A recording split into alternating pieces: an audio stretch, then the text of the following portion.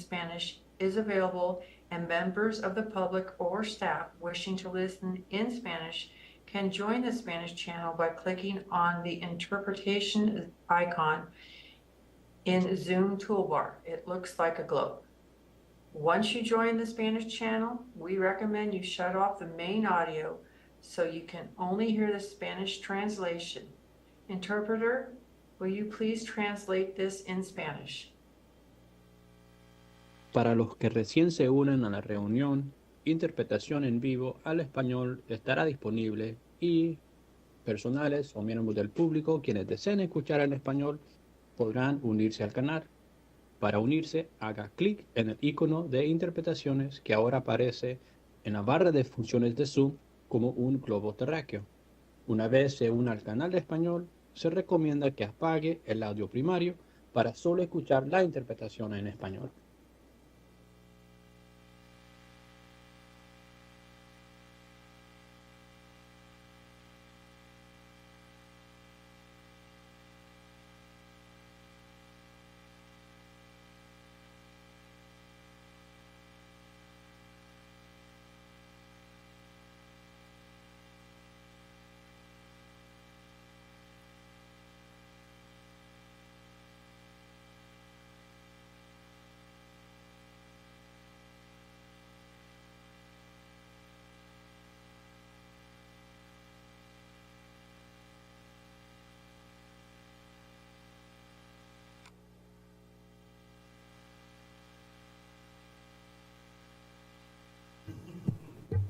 Hey everyone, let's give this a go.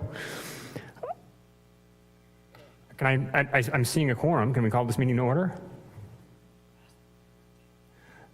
Madam Clerk, would you please take the roll? Thank you, Vice Mayor. Councilmember Rogers? Here. Councilmember Okrepke? Here. Councilmember McDonald? Here. Councilmember Fleming? Councilmember Alvarez? Present. Vice Mayor Stepp? Here. And Mayor Rogers. Let the record show that all council members are present with the exception of Mayor Rogers. Excellent. If I'm not mistaken, we go to public comment next. On closed session items. Thank you. Would you like to announce the closed session items on the calendar? Yes. Yes, I would.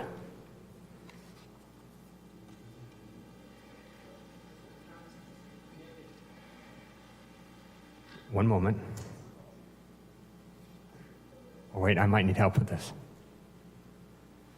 So, closed session item 3.1, conference with legal counsel. 3.2, public employee evaluation of performance. And 3.3, conference with labor negotiators. Thank you. We are now taking public comments on item 3, the consent or the closed session calendar.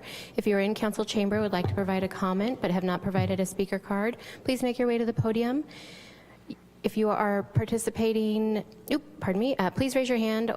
Oh, nope, those are my old Zoom instructions. Pardon me, what a meeting we're kicking off here. You will have 3 minutes and a countdown timer will alert at the end of that period. Mr. DeWitt, do you wish to provide public comment? I wanted to thank you all for your service, and I wanted to give you a good new year greeting. Also wanted to point out that these are going to be difficult times financially. The state has announced that they have a state deficit of many billions of dollars, and they've also stated that they expect to have deficits for the next 4 years running. This is very important that we also look at the federal numbers that say inflation is down to 2%. So as you go forward, it's been said that perhaps you have a structural deficit also at the city. In your negotiations with the various labor groups, I would advocate that you please not give anybody more than a 2% raise. That will keep up with inflation. I know that sometimes you like to give people merit raises, and people have gotten raises as high as 5% in a year. This is not the time to do that. We have an unsettled political situation at the national level. We can't even get our elected officials from the two major parties to agree on how they're going to handle the budgetary matters. Those are still up in the air. So here locally, please keep in mind that things may not look as rosy, especially because the monies that came from the American Rescue Plan Act and the Inflation Reduction Act will be drying up, and you won't have any of those funds either. So last but not least, in these raises, I always want to advocate for the people who are at the ground level workers, the people who take care of our streets, and the people who especially take care of our parks. It's been very difficult for them all through the COVID years, and I don't know any of them personally now because many have retired, but the staff that's trying to do the best job they can for recreation and parks and for our streets, they deserve any type of raises that might be given. Then last but not least, any type of funding that you might feel is extra, please dedicate it to curbs, gutters, and sidewalks in Roseland and western Santa Rosa. We have parts of Santa Rosa that have been in the city for over 60 years without curbs, sidewalks, and gutters. So please help us all out. Everybody have a good new year. Look forward to seeing you again later in the day. Thank you. Vice Mayor, I see no one else in council chamber wishing to provide public comment. Thank you. I think this hazing ritual is over. I'm going to turn it back over to the actual mayor. All right, the mayor has indicated that we will recess to close session.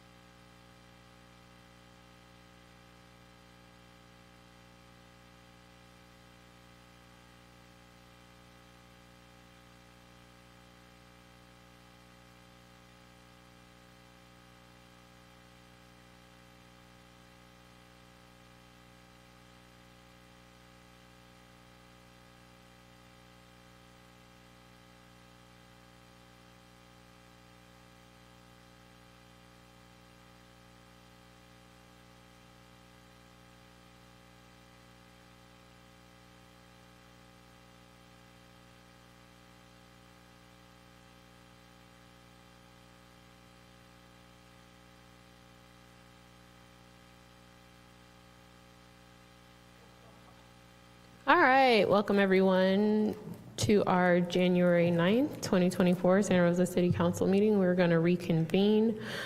Madam City Clerk, seeing a quorum, can you please call the roll? Thank you, Mayor. Councilmember Rogers? Here. Councilmember Okrepke? Here. Councilmember McDonald? Here. Councilmember Fleming? Here. Councilmember Alvarez?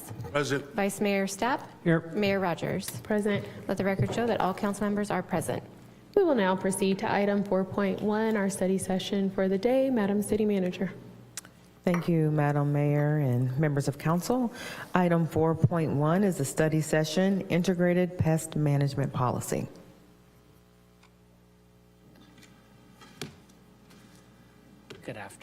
Good afternoon, Mayor and members of the council. Sean McNeil, and I'm sharing the podium with Jen Santos and Paul Lowenthal to talk with you about our integrated pest management policy process that we're trying to put together and looking for some feedback from you today. So the outline of this talk is I'm going to go over the goals of an integrated pest management policy. We'll talk about the existing guidance that we've received from this council and impacts of product bans on operations. We'll kind of go through a number of our operations, talk a little bit about a typical integrated pest management policy, how they are used typically, and then we'll end with some staff recommendations and then move on to next steps for the policy. But before we get started, I'd like to kind of go over some definitions. There's no way about this discussion without making sure that we're on the same page. So a pesticide oftentimes is misconstrued as something that attacks insects, but it's a broader term. It's a chemical that's used to eradicate any kind of pest. That includes herbicides, insecticides, fungicides, rodenticides, et cetera. So just as we mentioned pesticide, think that that's the broader category. Glyphosate, this is an active ingredient in a type of pesticide, an herbicide, most notably in Roundup, but it's found in other brands of, or other types of named pesticides based on the type of environment that you're spraying it in. So when you spray glyphosate in an aquatic environment, that's a different product name called rodeo.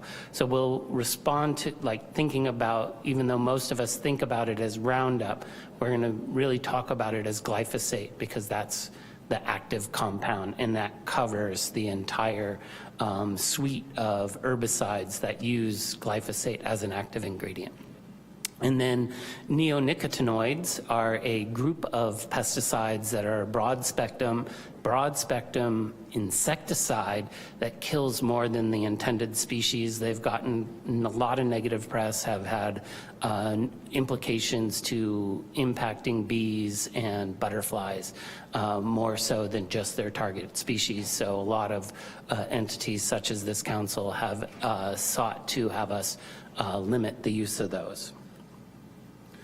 There's a lot of reasons documented to decrease pesticide use, and one of the most common ways to do that is through an integrated pest management policy. Pesticides and fertilizers were really used in the 40s and 50s to launch the Green Revolution. This has been shown to increase crop yields, preventing hundreds of millions of people from starving. So there was this chemistry to the rescue approach with pesticides, and a lot were applied, and that led to increased food crops. They soon after that started to document that many of these pesticides were having significant environmental impacts. They were overused, they ended up killing non-target species, and were linked to human health impacts. And so since the 50s, a lot of research has been done, and integrated pest management practices have been developed, and that's really where we are to make sure that we're identifying technologies that help us do our jobs, but also identifying the risks associated with them and making intelligent decisions about how to solve our problems. So the concerns with glyphosate is that it persists in the environment for days and in months, depending on the weather conditions in the soil and things like that. They're widely used in agriculture and landscape maintenance, and it's been listed as a probable carcinogen by the International Agency for Research on Cancer.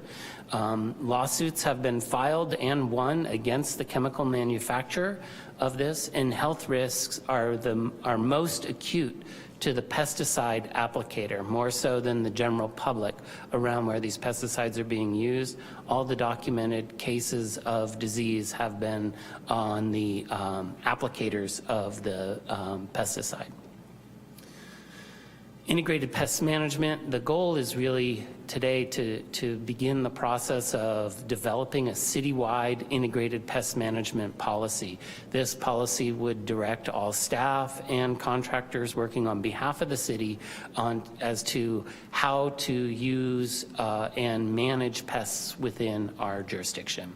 This policy would provide guidance, and that we want to make sure that this policy supports the city's ability to protect against increased fire severity due to invasive species and climate change. And we've seen a huge growth of invasive species, especially in our WUI areas, and making sure that we have the appropriate tools to address those invasive species is part of what this policy, the development of this policy, should address.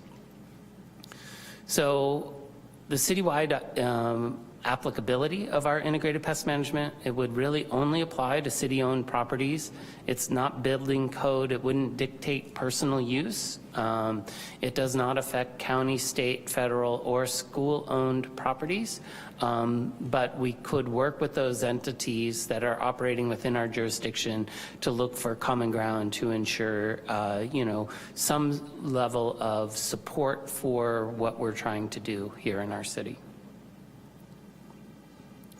So this is a picture of the study of various herbicides applied to plots, and each of these 5-meter plots were given an herbicide treatment, and then they came and took a picture on the day before they applied the herbicide, and then tracked it for 35 days, taking pictures at the different intervals that you could see at the top of the slide there.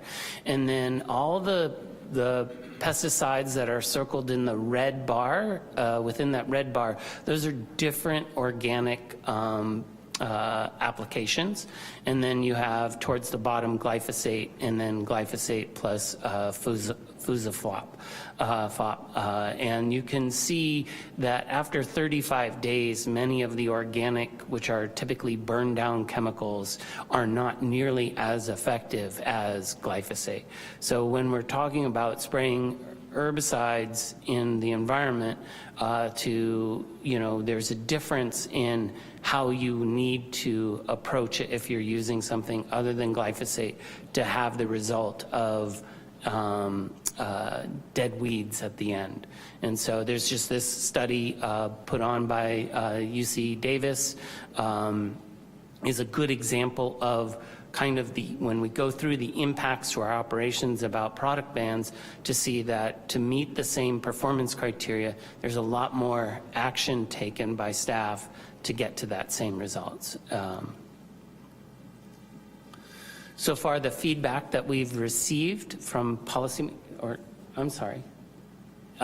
so the feedback that we've received so far from policymakers is in August of 2018, the council approved the renewal of a landscape contract and directed the contract at that time and city staff to discontinue the use of glyphosates. And then on September 2019, we had a study session on citywide contracted landscape services and landscape maintenance options for city sites, and the council provided feedback discouraging the use of products with glyphosate and neonicotinoids. On October 1st, 2019, City Council approved contracts with Coast Landscape Management with a scope of work limited to mowing operations. The landscape maintenance portion of the scope of work was not funded or approved. And then on a separate trajectory. The Board of Public Utilities for the landscape contracts that they oversee, develop landscape contracts that implement something called the Russian River Friendly Landscape Guidelines, which is an approach to managing landscapes in a manner that looks at more than just herbicides, but a holistic landscape approach. So it doesn't necessarily ban the use of glyphosate, but it looks at a lot of activities that prevent you from needing to use pesticides in your landscape management, but it doesn't take the tool out of the toolbox should you have to use something like that. Thanks, Sean. Good afternoon, Mayor Rogers, Vice Mayor, staff, council members. I'm Jen Santos, Deputy Director for Parks, and I'll cover the next 2 slides and send it back to Sean.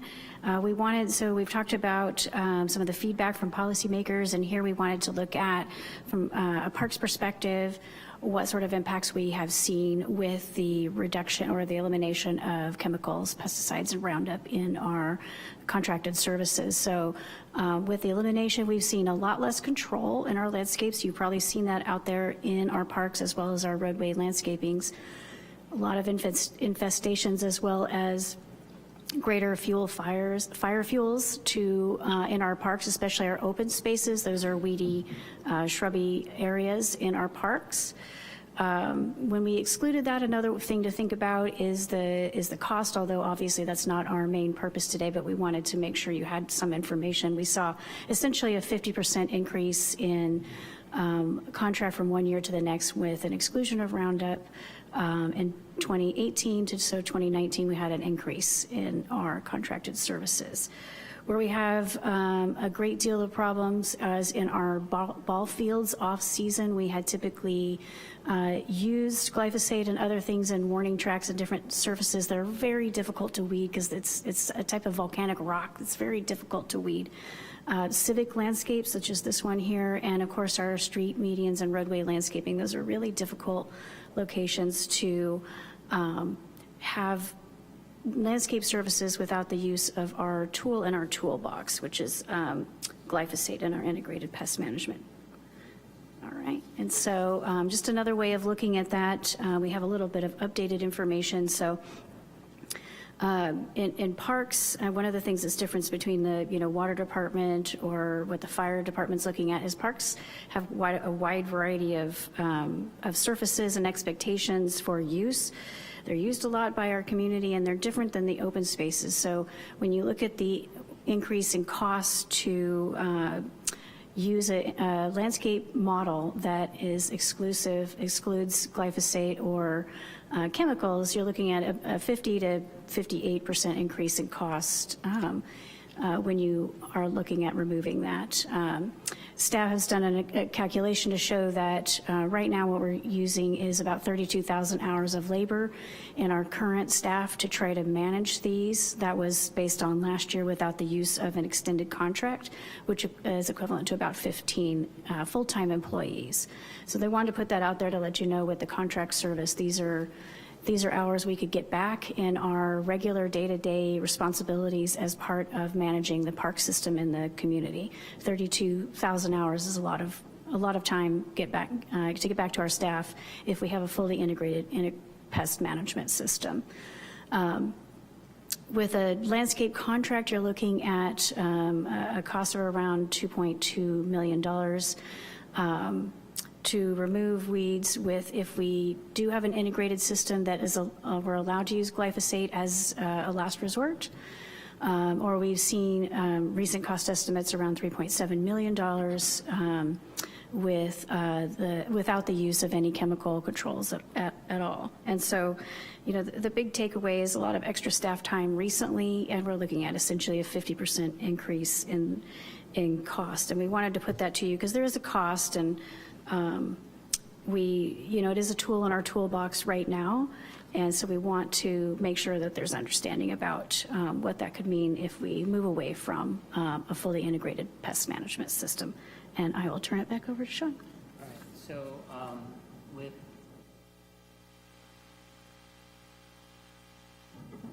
apologize, with the impacts of pesticide avoidance on Santa Rosa water properties, we can't fully ascribe the change just to Roundup, but our landscape contract went up approximately $300,000 per year for the Russian River friendly landscape practices.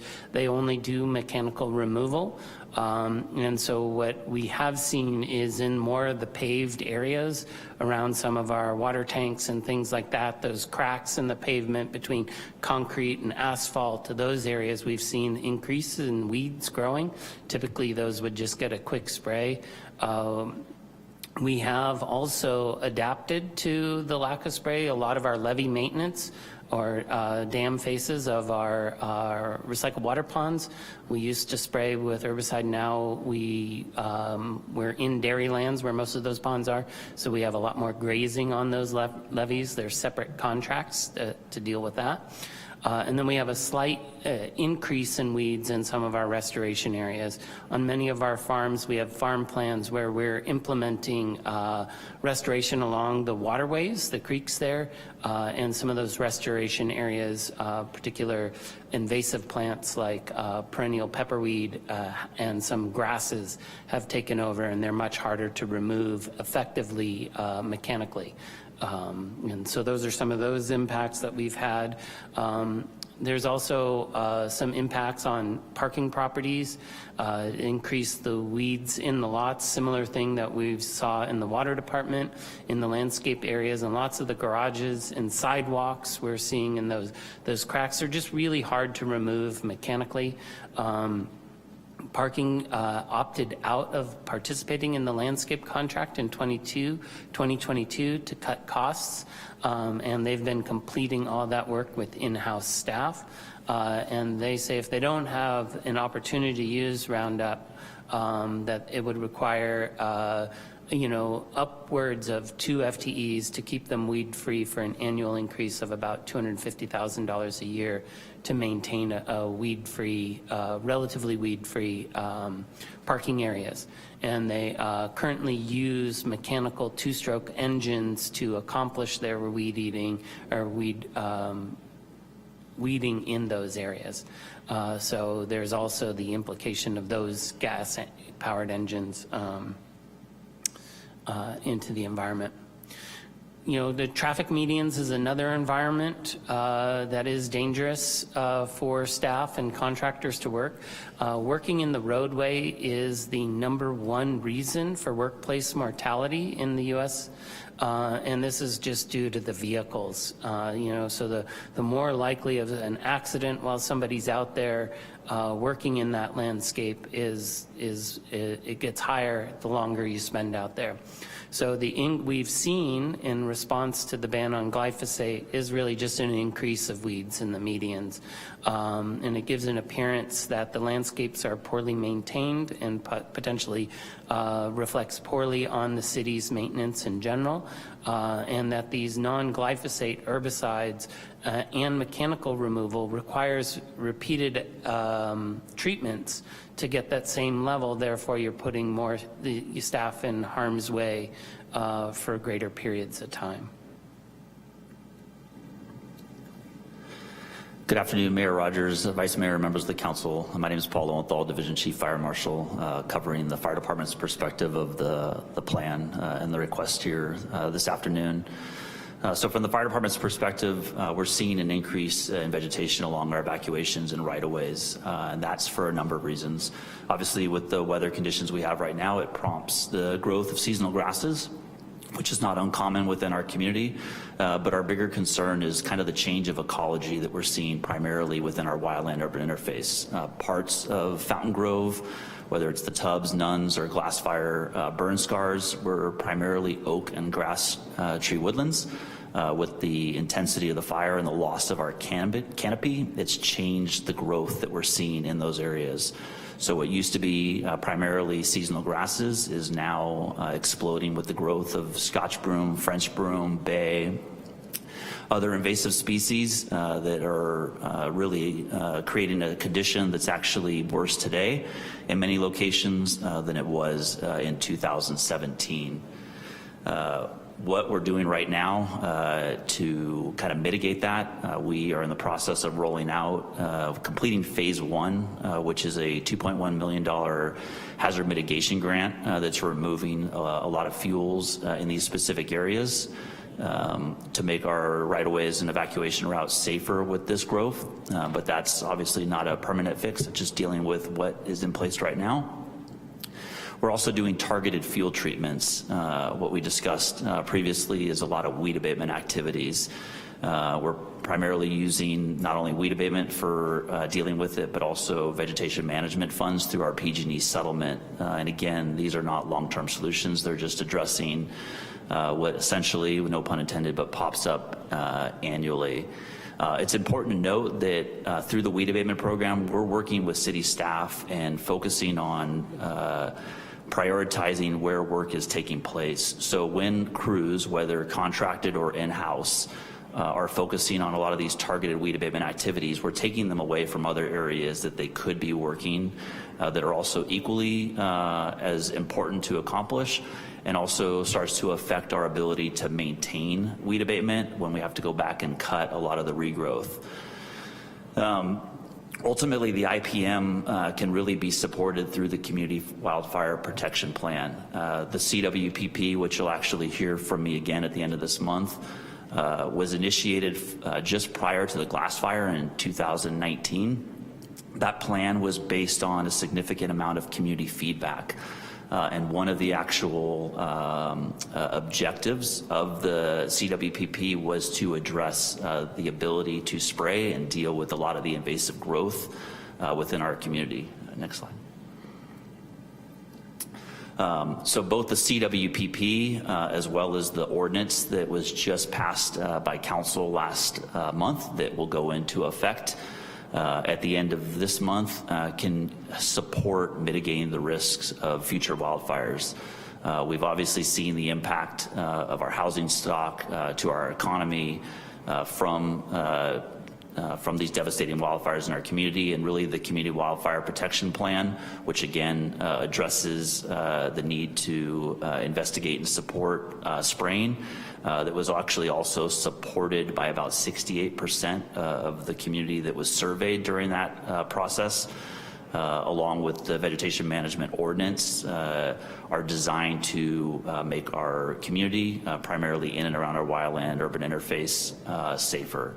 And just as a reminder, that ordinance will address a lot of the dead and down trees within the burn scar in specific locations, prevent mulch around structures, require defensible space around the entire wildland-urban interface, and then most importantly, will physically require the removal of some of those invasive species, specifically Scotch broom and French broom, again, from defensible space zones, along property lines, and then most importantly, for the purposes of this, along our evacuation routes within 30 feet.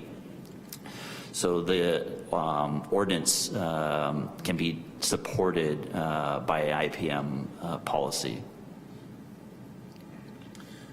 So a typical integrated pest management policy really starts with pest identification, then research into the least toxic methods to address the impacts to those pests, and determine whether or not action is needed. Apply the least toxic methods first, and then evaluate, and then if further action is needed, apply the next least toxic, and just kind of build that way. It seems pretty common sense, like you don't start with a nuclear weapon, to take it all out if you can just pull the weed out by hand or something like that. So that's the basic tenets of an integrated pest management policy. And it always starts with non-pesticide actions first.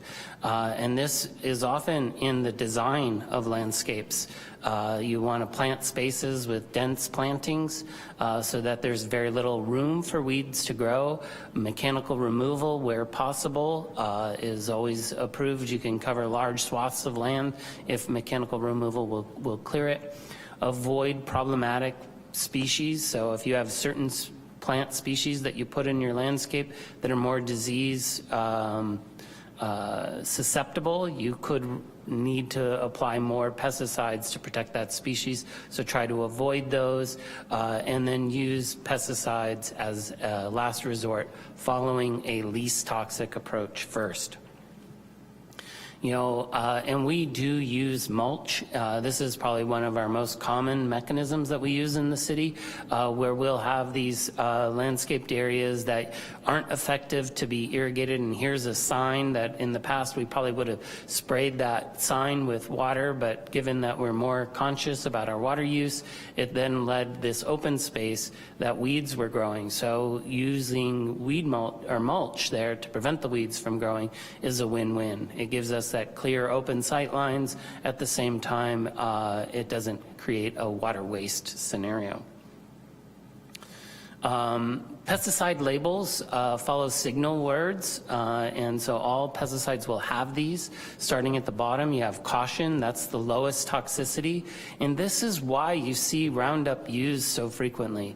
Roundup has a caution label, that's why people can buy it in a store. Some of the most of the organics are warning labels, which are moderately toxic, because if you get that on your skin, it does cause rashes and can burn the skin. And then danger is highly toxic. You can't buy those unless you are a licensed pesticide applicator. And pretty much we don't use any of those materials in the city.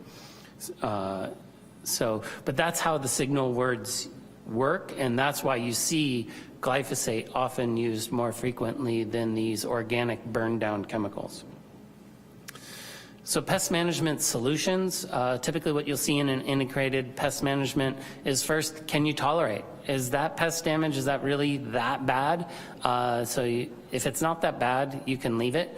If it starts to get bad and you feel like you need to address that pest, identify the disease to make sure you're using the right tool to eradicate it. And so an example would be spider mites. If you ever grow plants, some areas they might get infected by spider mites, the leaves get all curled up. It's just as easy to cut that part of the plant out than it is to try to open those leaves up and spray right into that area where they've curled the leaf. So mechanical removal is a preferred mechanism for dealing with that pest. And then if you have to spray with an appropriate pesticide. And then, of course, replace anything that's getting a lot of diseases and looks unkempt, and replace them with things that are more pest resistant. And while Luther Burbank did a really good job in propagating plants that are relatively pest resistant, we do have Luther Burbank gardens that have a variety of plants that are appropriate for the period of that garden, that are there because of the history more so than the pest resistance. So that might be areas that you have an integrated pest management policy that might be a little more open to different kinds of pesticide use. When you're dealing with pest management solutions for weeds, glyphosate is really only used for weeds. Neonicotinoids are used for insects. Can you tolerate? Are those weeds really bad? Can you tolerate that level? You could put the high density plantings in there, the mulch as I showed earlier. Mechanical removal also works when you have one plant out there. It's easy to grab real quick. But if you build up a bunch of seeds in a seed bank for not having dealt with weeds for a couple of years, it might be more difficult to use mechanical removal to deal with that. You might bring in grazing if that's appropriate for that environment, or then herbicides. Those are that's kind of like a hierarchy of roles. And here's just some mechanical removal of weeds on infields, and you can see they're grooming these infields for ball play, where you really don't want to have a bunch of grasses where the kids are trying to run in their cleats. Plant diseases, right here's a picture of rust on a rose. You can tolerate. Many roses will survive that. Identify the disease if you're not willing to tolerate it. Mechanical removal of disease parts could work. This is actually the only way you get rid of fire blight for any fruit tree growers. If you need to get rid of fire blight, you have to mechanically remove. You don't really spray for fire blight. or you can find appropriate sprays for different diseases, spray with the appropriate pesticide. That's copper sulfate, sulfur for a lot of fungal diseases. And then outside of Luther Burbank Gardens, if you're having a plant species with a bunch of diseases, it's just easier to replace that plant species with an environmentally appropriate plant that won't have all those disease pressures. So in thinking about the guidance that we've received from the City Council and the Board of Public Utilities, and looking at the needs that the city has for addressing a lot of things, the city staff have come up with some recommendations to stimulate discussion. So the complete ban of neonicotinoids makes a lot of sense. These are a group of pesticides that we are not needed for our management of our landscapes, and so we would make sure that that would be in all our contracts and our staff would not be using those. Minimize the use of all pesticides throughout the city using an integrated pest management policy. Require any staff that are applying pesticides to have a certified pesticide applicator license or are being supervised by a person with that. And then when spraying any pesticide, staff would use goggles, chemical-resistant clothing, chemical-resistant gloves, and rubber boots. And this is more protective of staff than the labels would require. So should they be spraying something with a caution label, this is well and above those minimum standards and is more protective of that person applying those sprays. We also are proposing to ban glyphosate use in most sensitive areas, and these would be playgrounds, public gathering spaces, picnic areas, and any other areas that are identified with sensitive receptors around the use of glyphosate. But we would also ask that there be an opportunity to apply some exceptions to that in the following cases. So, should it be determined that it's in the best interest of public health and safety to allow the use in those areas, road medians where the public is not typically spending a lot of time, but the highest danger is the amount of time that we're spending in those road medians, to get staff in there with a spray that would last for longer periods of time. Ball fields that are closed for renovations. So if the ball fields are closed and are denoted as closed, that they would not be active ball fields. Allow use on invasive plants for non-routine activities. So not constant maintenance and a consistent apply, but if there's an explosion of an invasive species, to allow the use of glyphosate if that's the appropriate chemical based on the guidance that we have for those one-time applications. And then once objectives are achieved, and this is how integrated pest management policies work, it's really to decrease the use or eliminate its use completely. And really, the only way you can do that is if there is a recording of what you're doing and an honest and transparent use of that. And so what we're proposing is to create a website to highlight activities to prevent pesticide use. This could be used by the general public as well as staff. It would have list our integrated pest management policy, be tips on managing the pests without pesticides, and an annual report of the pesticide use on our city properties, so that the council and the community can be aware of how much spraying or non-spraying is occurring and look at it year after year. What we're looking at now is probably since the fires and us not using herbicides and managing our landscapes, we have a huge seed source in our soils, and that there might be a higher amount of use and that you should see it decreasing year after year. And so we're also proposing, just for the community, that all pesticide applications would be posted prior to a listed date of the application, and then when planning to apply pesticides, we'd close the area to the public and post signs so it is very clear not to be in that area while these activities are occurring. An example, the City of Davis has a great integrated pest management website, would be a good model for us to steal their approach to this. And it really does, one, provide information to the public about what we're doing and give greater clarity of ways to best deal with pests in the landscape. So the next steps that we're really looking at are to get some feedback from the council today, for staff to go back and draft a policy and come back in a month or so with the draft policy, with the guidelines that you've proposed today, and hopefully get that approved so that we can put that in for the next time we need to go out for a new landscape contract, and we could say, you have to adhere to this policy. And that concludes the presentation. All right, thank you very much for being here and for that very thorough presentation. Looking to council to see if there are any questions. Council, Vice Mayor Stapp.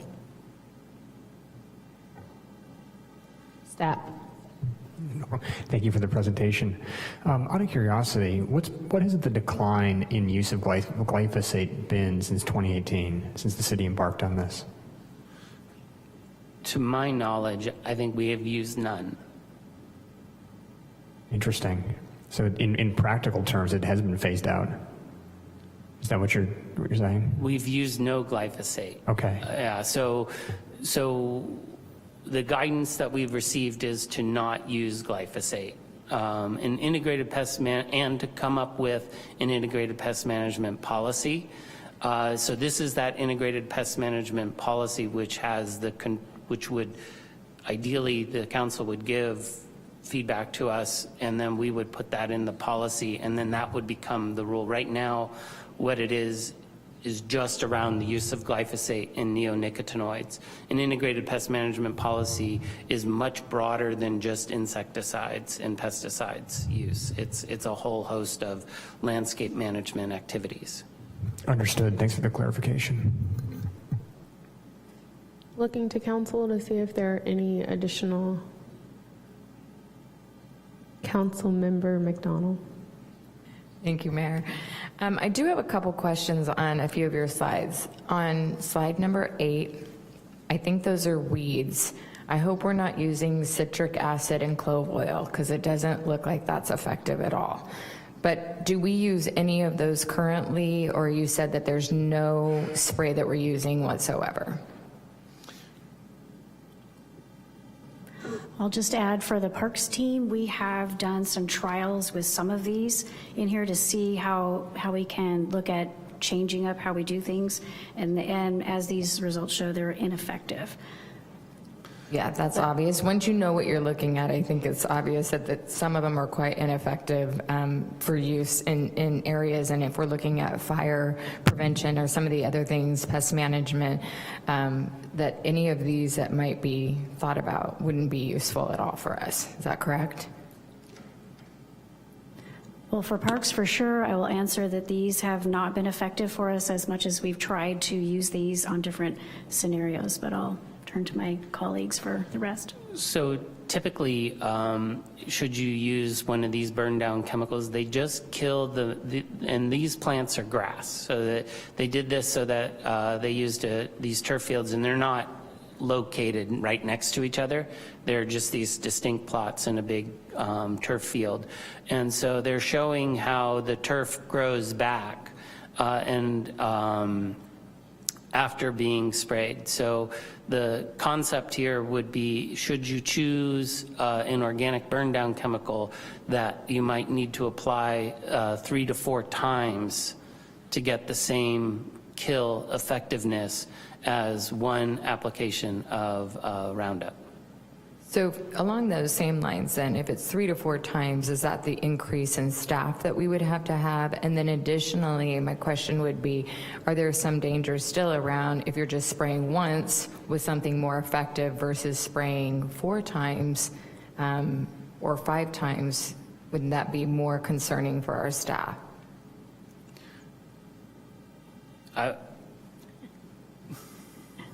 Thanks, Sean. I can take a stab at this. So an increase in the amount of labor, et cetera, for staff is based on looking at a mechanical means and not necessarily a organic chemical. Because again, it creates a lot of extra work and a lot of extra cost to purchase the organic chemical. So the cost differences you see there are for mechanical means versus using an integrative pest management system using glyphosate. Okay. And if I go to slide number 10, I see that there's two different contracts. One contract you said was from 2018. Can you tell me the differences between those two contracts so that we're clear in what services are provided within those? Sure. This was an early look and our early understanding of what might be occurring with the removal of glyphosate. And so in 2018, it was a contract that allowed for maintenance of all landscapes throughout the city, including roadway medians and ball fields, et cetera, mowing. And in 2019, it was very similar, except the roadside medians were removed from that contract. So you're looking at a contract that removes a portion of that. So it's essentially weed removal in the city for both without the medians, et cetera, included in 2019. And no use of glyphosate in the 2019 plan going forward. Let me make sure I heard you correctly. Okay. So in 2018, it was a full service contract that included mowing and all of our weed removal, but they were able to use spray. Right, they were able to spray in 2018, so that was the contract cost for doing business in roadway medians as well as our mowing and blowing services. And the difference in 2019 is that it's the same except for no glyphosate, no spraying, and no medians service in the medians. I'm reading So that's your essentially closed a captions. so that's a really mow and blow contract is in 2019. That's the cost increase So for we that, without reduced glyphosate. services in We reduced 2019 service- and correct. increased costs by 50%. So Correct. we weren't taking care of the weeds in 2019, but we paid $500,000 more in this contract. Is that our current contract then? It doesn't take care of any weeds? Because I know we just approved a one-time fund of about $1 million for the weeds, but does that take care of all the weeds? Because I see another slide that the numbers don't quite add up for me, so I'm hoping you can help me through that. Sure, so these were the old estimates. This is not our current contract price. We did have, council did approve the ability for contracted services to remove weeds on medians. And those were the things that were missing from the 2019 contract and on. Council did not approve use of glyphosate. So the increased costs you see on the next slide are current, more current costs. They're from when we put these slides together earlier, before council approved, we had estimates from our current contracted services, and that's what you're seeing there is those estimates to remove it. And our current contracted services are very close to those right there, the $2.2 million. But the contract that we just approved for $1 million that took care of some of the weeds, did that take care of all the weeds in all the city or some of the weeds? And because I see that like there's another slide that says it's $3.7 million in our current way of no spray if we wanted to take care of all the weeds in the city. So I'm trying to get to what did we just spend $1 million on? So you spend $1 million on adding in those sites in the city that include civic sites, like City Hall, as well as all the roadway medians. So The those, most important areas then. right, those are really difficult. There's a lot of continued repeated, there's little tiny sites and there's thousands of them. So there's a lot of service in that extended contract that was approved by council that was not in contracted services before, where we were spending about 32,000 hours of our own staff time trying to maintain what we could out there. Yeah, that's the next slide I'm going to go to, if you don't mind. Just if I could get a little bit more explanation on the 58% and how that worked out to the 32,000 additional labor hours. And if we're spending that on taking care of just the weeds now, what is not getting done in our maintenance because we're trying to just mitigate this, the weeds around the city to make it so it's safe. So I'd like a little bit around that. And then now you've explained a little bit on the cost removal of the weeds. That's kind of clear to me now that with spray it'd be about 2.2 million, which goes back to the other. Does that include a full landscape contract where it would be mowing and the spray, or does that not include that? That does not include the mowing services, so these numbers include weed removal. Okay. So if you can explain those top three to me, just so Sure. that you can walk us through how that works a little better. Right, and I might tune to our parks superintendent too if I miss anything, if he has anything to add, but these Deputy- are, Before you answer Oh, that, yeah, go Deputy ahead. Director, can we have additional staff come down here to provide some additional clarification to the question? Thank you.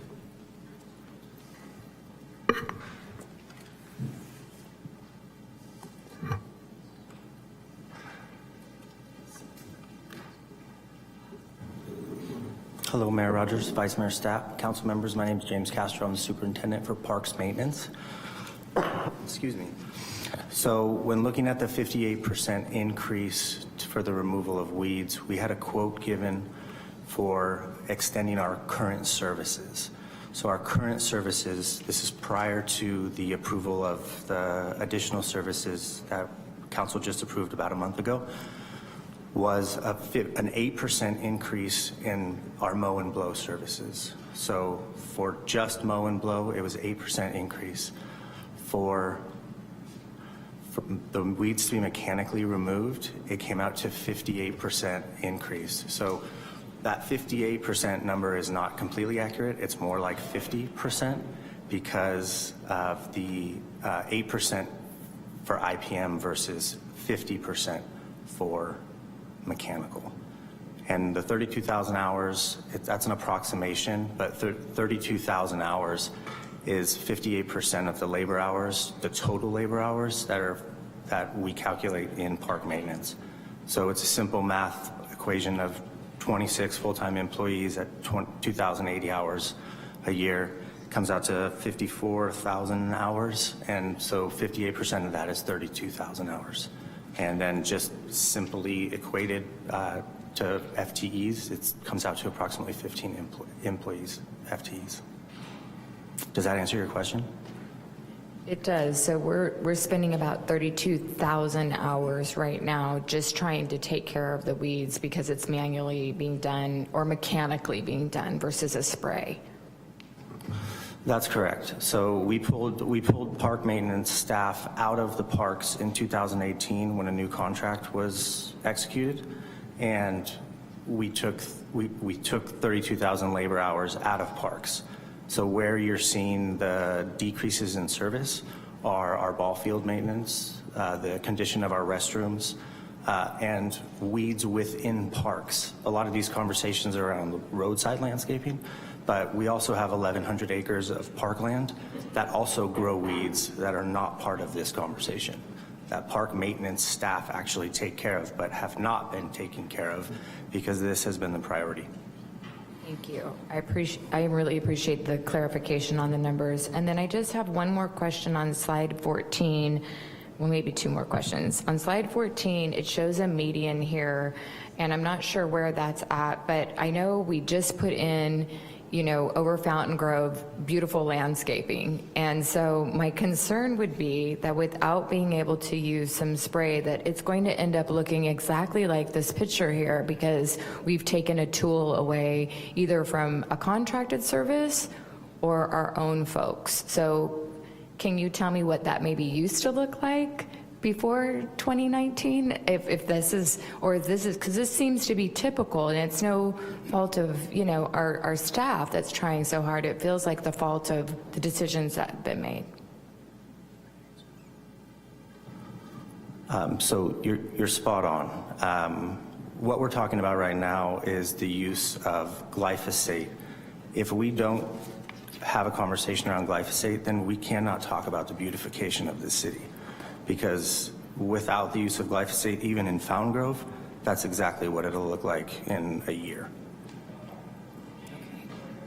And I would just like to add on the new Fountain Grove landscaping, one of the things we're doing as part of an integrated system up there is planting very densely. And we have complied with the Community Wildfire Protection Plan, which offered additional species selection to select species that would do particularly well out in those landscapes. So that's something we're also doing in addition to outside of the glyphosate conversation.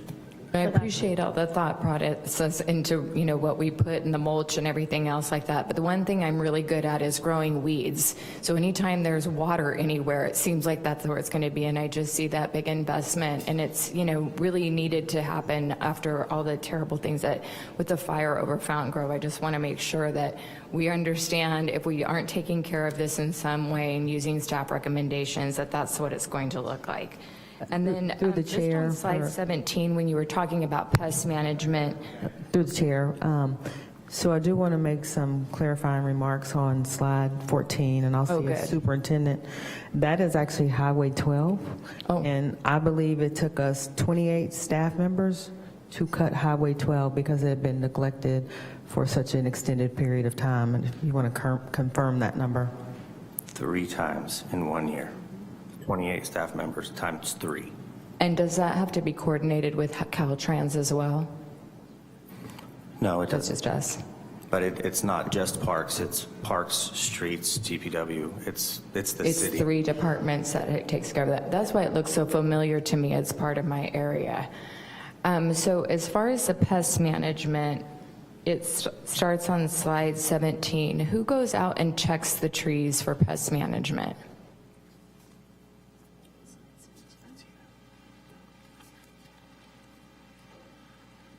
Only because these are things we're hearing. So it would be whatever entity is responsible for that landscaping. So in, say, the water department, it would either be the contractor working on the water department's place, or they would have somebody else come and take a look at it. So if it were a local water, say a water tank property, then the staff who manage that.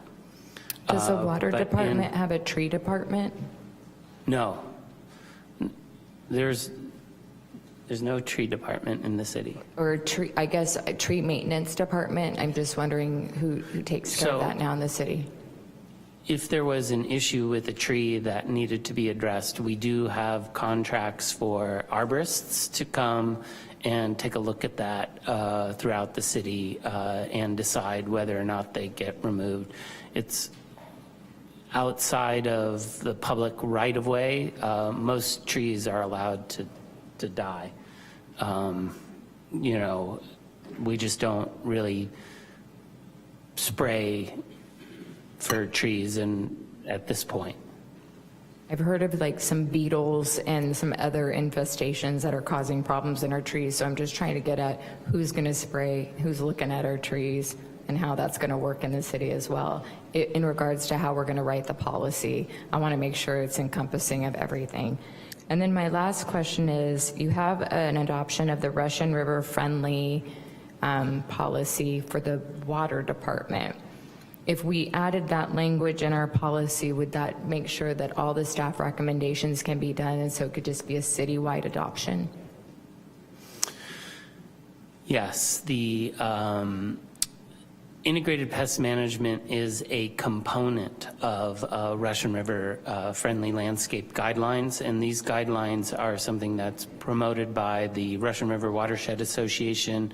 It was modeled after the Bay Friendly landscape guidelines, and it deals with waste from the landscape as well. So there's on-site composting and just different ways of viewing landscaping, that it's not all, you know, gas-powered equipment, you know, applied to management of these landscapes, that there's a holistic approach of how best to manage these landscapes, reducing not only pesticides, but gas-powered equipment and the amount of material that's off-hauled and moved around from site to site. Those are some of the basic, there's 7 basic principles. That's all of them. Thanks. Looking at council to see if there are any additional questions. Before we go to public comment, I did have a question about contracted services, and I know in the policy you're trying to make sure that it's very transparent. If it is the contracted services, what do they have to have the same transparency standards that we're trying to have when it is city staff that are performing the work? Yes, so the intent would be that as a stipulation in their contract, any pesticides applied by them, not only do they have to report those to the state, but they also, or the Ag Commissioner's Office, they also will need to report that information to us, and that we would collect that information annually and put out an annual report. Perfect. I wanted to commend you. I wanted to take the time to commend you before we go to public comment, because I know this was a very difficult task. You had to balance staff needs. You had to balance what we can actually do within our budget, environmental needs, which are very important, our community needs as far as using our parks and being safe. So you guys did, in my opinion, a very great job in taking the feedback that we've provided thus far and really coming up with what you have right now. So thank you for doing that. And with that, I will send it over to Madam City Clerk for public comment. Thank you. We are now taking public comment on item 4.1, the Integrated Pest Management Policy discussion. If you're in chamber and would like to comment but have not yet provided a speaker card or your name, please make your way to the podium. You will have 3 minutes and a countdown timer will alert at the end of that period. We're going to start with Dwayne at the west podium. Please go ahead. Much to the dedicated staff and all that they do to try to make for better parks. Want to make sure that they get kudos. The park superintendent and the staffs that he bring out, they do some good stuff over there in southwest Santa Rosa, especially along Roseland Creek.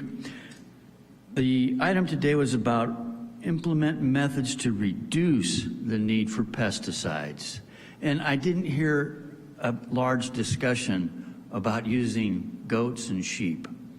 And those are used in many other places, and they do a really good job. They cut costs. You don't have to off-site, what's the detritus, right? It leaves with the animals pretty much. So give it a thought. You might think, oh boy, that's so old-fashioned, but it costs a lot less, and you might not even have to pay the people who bring the goats and the sheep to the sites of the larger parks. The whole idea of using the glyphosate is just, a lot of people feel it's very, it's causing problems with people's breathing. It's causing problems where lawsuits have actually been filed and won by workers that had to apply that material. So please keep this in mind also. We want to avoid our risks towards liability for the city and our employees being negatively affected by the pesticides that might be used. So take it from an old goat, look into some sheep and goats. Thank you kindly. Mayor MC, no one else approached the podium for public comment on this item. Thank you very much. Again, thank you very much for the presentation. We're gonna, oh, sorry. Councilmember Rogers. No, thank you so much. And first of all, I want to thank you for all of your work on this. I know we saw it, I think, 4 times now at the Climate Action Subcommittee. I just wanted to make sure, and I'm supportive of the direction that you're going, but I wanted to make sure that we didn't lose sight of the other half of the conversation. And I know it was alluded to a couple of times, but the reason that we moved this direction initially was because of concerns that were brought from the public about spraying in public areas where people's kids were playing. And I know that you've addressed that, but I don't want us to just focus on the economic side of the conversation. Yes, it does have an impact on quality of services if you don't change anything else at the same time. And I know when we talk to environmental advocates, they'll be the first to tell you that using pesticides in our parks, in our public spaces, becomes a self-fulfilling prophecy, that the way that it actually changes the ecology of the area makes it so that you need to use more and more pesticides to keep up with it, rather than other types of management that you've got in the IPM. So I appreciate that. That's not to say, as Paul and I have had extensive conversations about areas that are impacted by wildfires, you need something stronger in some of those areas. But particularly where our kids are playing is why so many people turned out back in, I think it was 2018, 2017, to really push us to try to do better from an ecological perspective as well. I think you've found that balance, but I wanted to make sure, since most of our presentation focused on the economics, that we acknowledge that reality too of why we were doing what we were doing. It's about level of service for kids and for our community. So thank you. Vice Mayor Stepp. I just wanted to thank Mr. DeWitt for his comments and assure the public that we're looking into grazing opportunities. As Mr. DeWitt outlined, it is a really good option for the city and something that we're talking about behind the scenes. So thank you.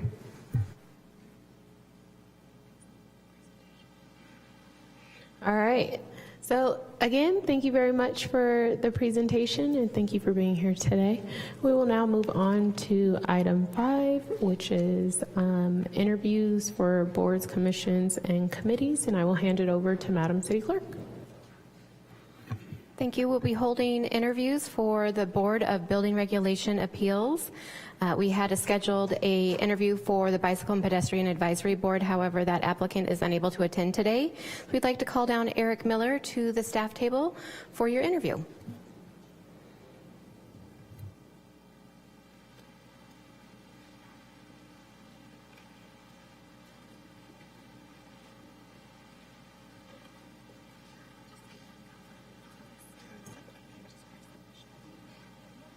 Okay. Good afternoon, Council.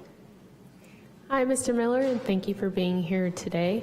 Can you tell us why you applied for this position and why you think you are best fit? Sure. I applied for the position because I wanted to use my professional experience and knowledge to help my community. I'm kind of a new resident in Santa Rosa. I owned a house here for about a year, and I love it here. I enjoy all the nature that Santa Rosa and Sonoma County has to offer, and so I plan on living here the rest of my life, and I want to do what I can and with my skill set to improve my community. I'm a building code expert. It is my profession, and so I'm immersed in building code every day, and it's not just building code, but Cal Green and energy code, and so I'm very up on all the current trends with the Energy Commission and things like that. And I know that the Board of Building Regulations and Appeals also deals with difficult projects that where the applicant or the contractor, architect, engineer, and the building official do not see eye to eye. And being a part of a third-party group that would look at the projects from all aspects and point of view is something I'm really interested in. So I'm going to look to council to see if there are any questions for Mr. Miller. And seeing none, I would like to thank you for your willingness to participate. We need more participants around the city to step up and do this. So thank you very much for being here today. And we will actually decide and take the item. I believe it's 12.1. Okay. But thank you for being here. All right. Thank you very much. Bye-bye.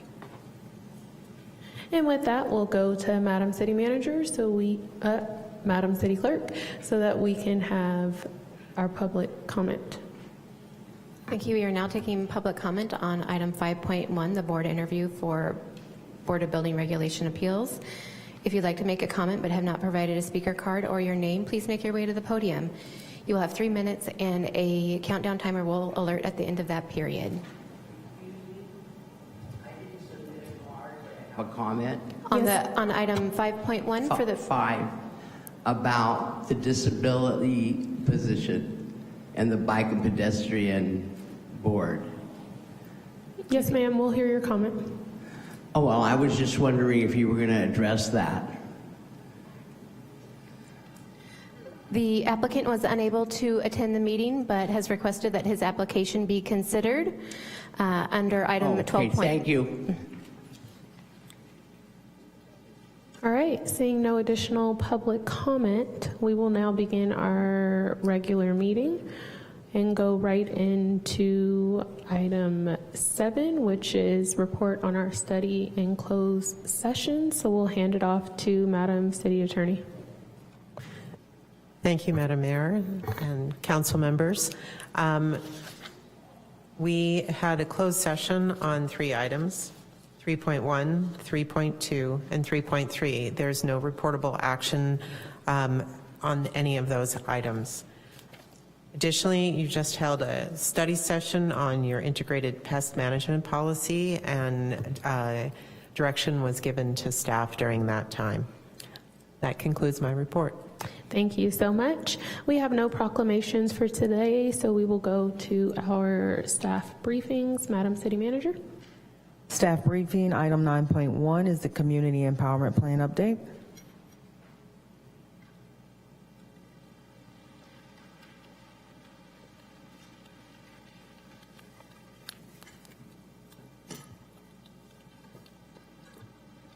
Good afternoon, Mayor, Vice Mayor, and City Council. Lon Peterson, Director of Communications and Intergovernment Relations, and I will be providing the Community Empowerment Plan update today.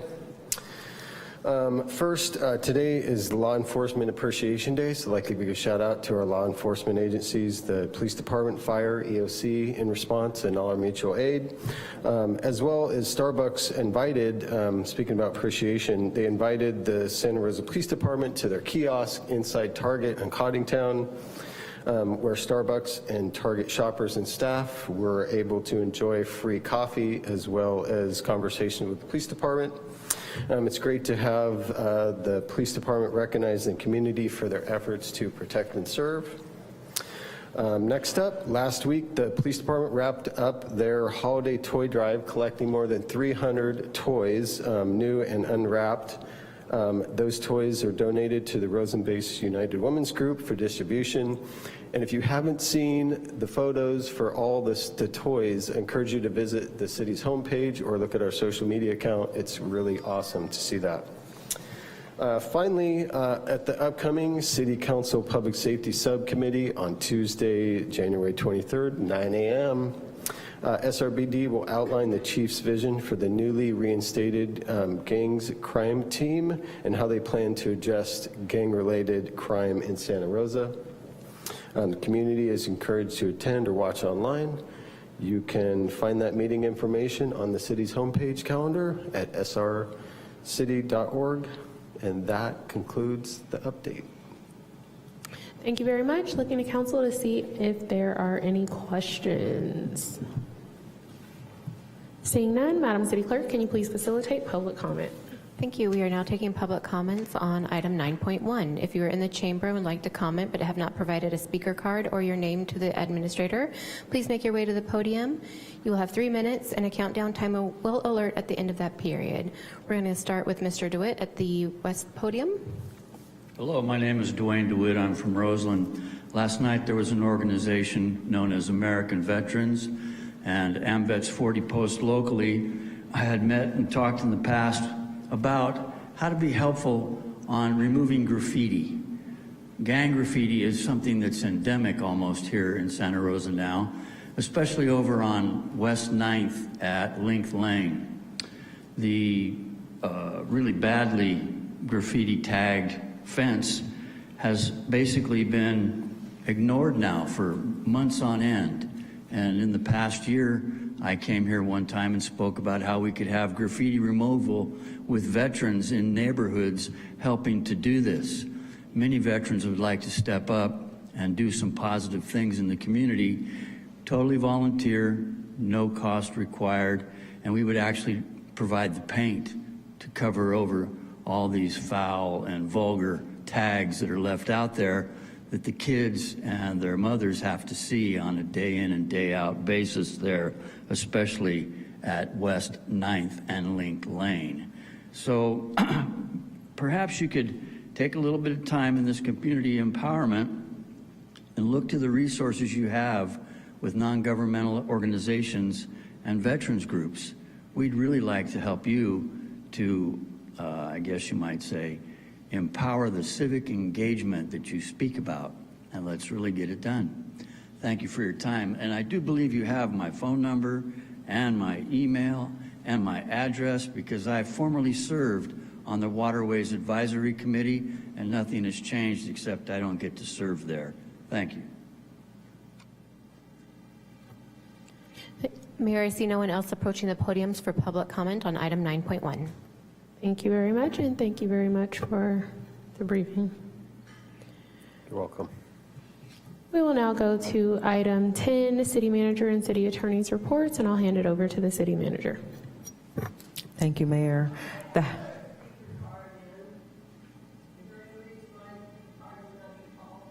I'm sorry, that was not purposefully. Would you like to go ahead and give your public comment?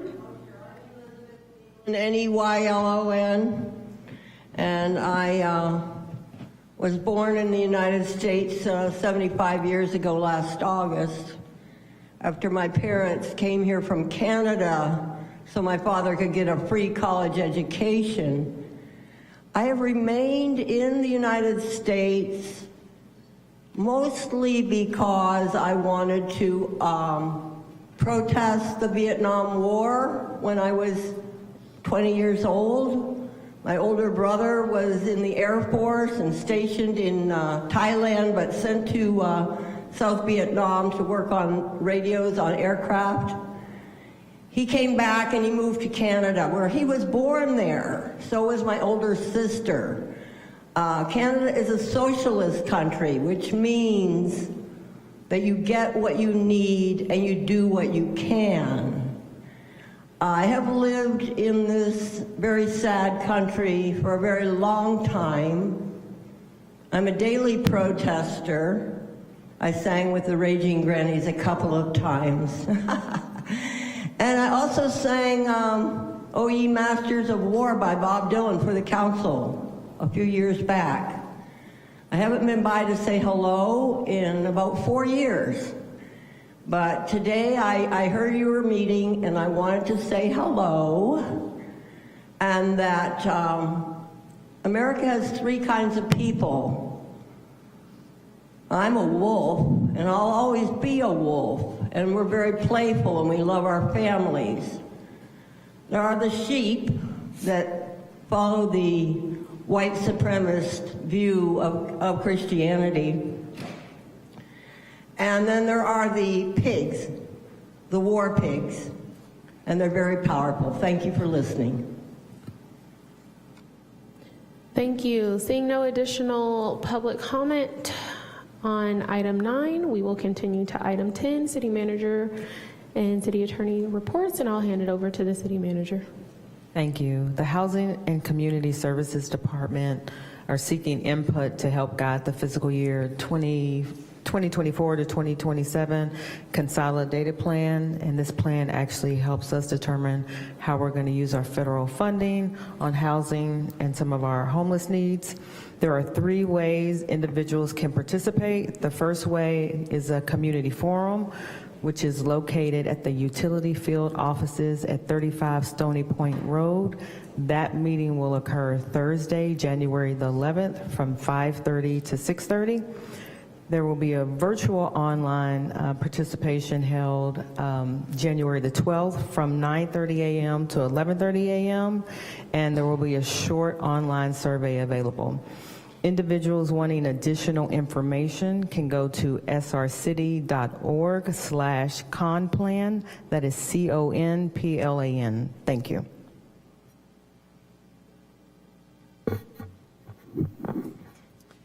Thank you, Madam Mayor.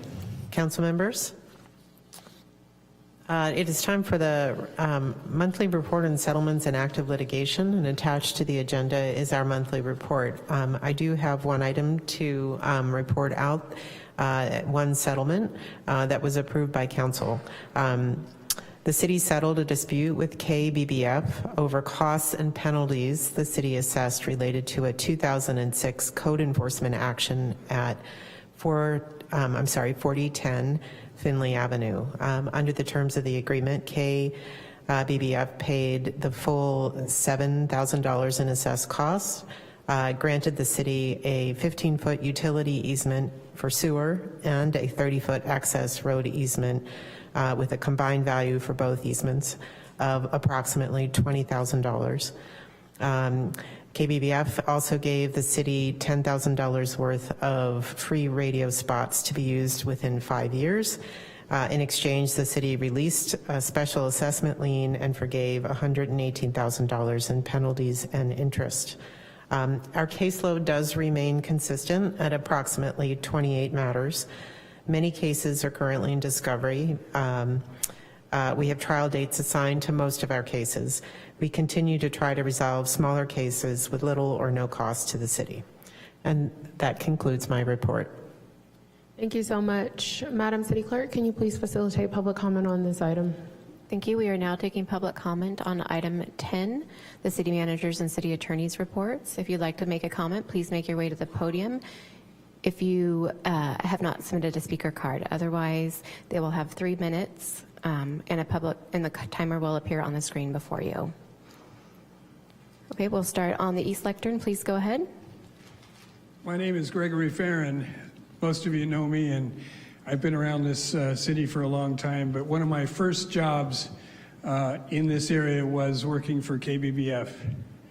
At one point, I was their fiscal bookkeeper, and I was proud and still am proud to have been associated with them. I wanted to thank the council for this settlement. It's been a long time coming, and it helps KBBF in its own fiscal strength. It helps the community because the property becomes available for other uses, and I just wanted to thank you for it.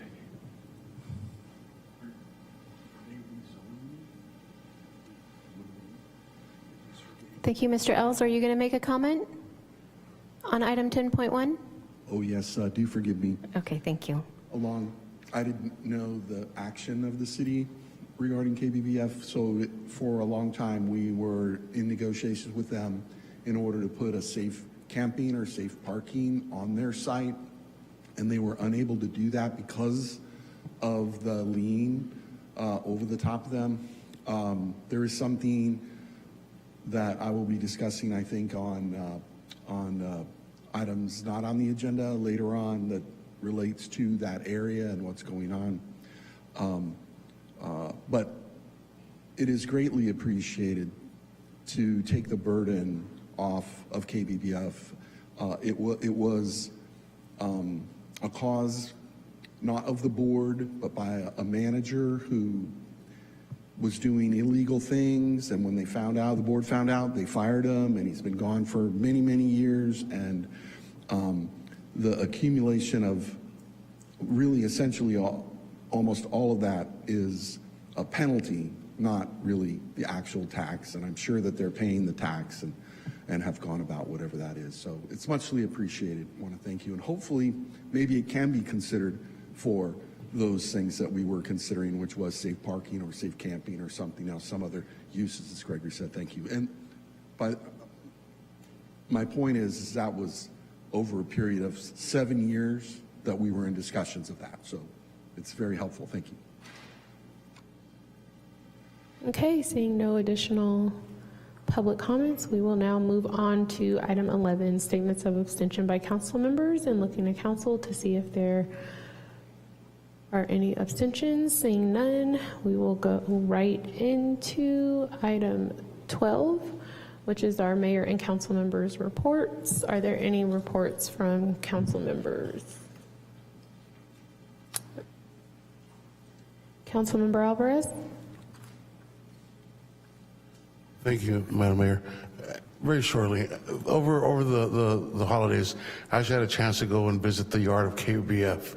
So I appreciate the acknowledgments that were made today by our community members in acknowledging the importance of the first bilingual radio station of this nation. And for those that don't know, KBF was a property that was donated by the Robert Kennedy Foundation, Ellen Kennedy to be exact. She came to California many times, but 3 of those times was to visit Cesar Chavez during his hunger strike, and once also to meet with the members of Sonoma County, and in her quest for addressing human rights and the right to exist. Sonoma County and Santa Rosa specifically was blessed with KBBF, and it's just celebrated its first 50 years of existence, and we are looking towards the next 50 years of KBF being the radio station that we know it to be, and really the benefit that it served the migrant community, the underserved community of Santa Rosa. So I want to thank my colleagues for really seeing the vision of KBF, and for the community for having always fought to keep KBF on the air. And it's faced many struggles, but it continues forward. Thank you. Vice Mayor Stapp?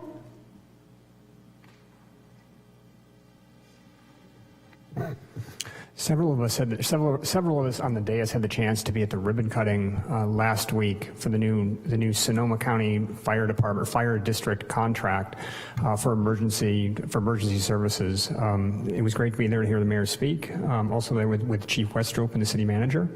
I'm sure the mayor will say more, but again, a privilege. And then last night, the city's violence prevention team did a really nice job presenting to Safe Campus Alliance.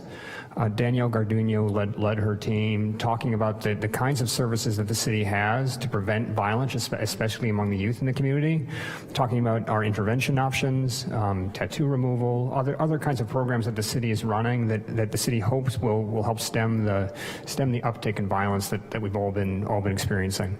So thank you. Thank you. I'm looking at council members to make sure that I did not miss anyone. Before I get into my report, thank you, Vice Mayor Stapp, for reminding me about the ribbon cutting that we did go to, which was very great. Sonoma County Fire and Medic Ambulance Company will soon be our sole providers for ambulance services, and so we were very happy about that, and we were very happy to do that ribbon cutting. It started out with a mustard seed of a vision, and it has manifested into something great. So that ribbon cutting was awesome. On January 15th at 9 a.m., I will be at, and I encourage my fellow council members and community members to join me for the MLK Day of Service, a day on, not a day off, and it will be at the Martin Luther King Jr. Park, which is at 1208 Hensley Street. And this event is a long-standing tradition in Santa Rosa. It's great to see community partners, stakeholders, members coming together to do great things in the community. So I invite everyone out for that. And let's do a little housekeeping since I have the floor. We will start with vacancies that we have, and we have the Board of Public Utilities. We have one vacancy, and that is an appointment that will be made by Council Member Alvarez. So if you are interested, please let him know and or go to the website to apply. Community Advisory Board, there are two. One is Councilmember Fleming's and one is Councilmember Alvarez. Again, if you're interested, please do apply or contact the council members. Design Review Board, I have one vacancy, so if you are interested, please contact me and or apply.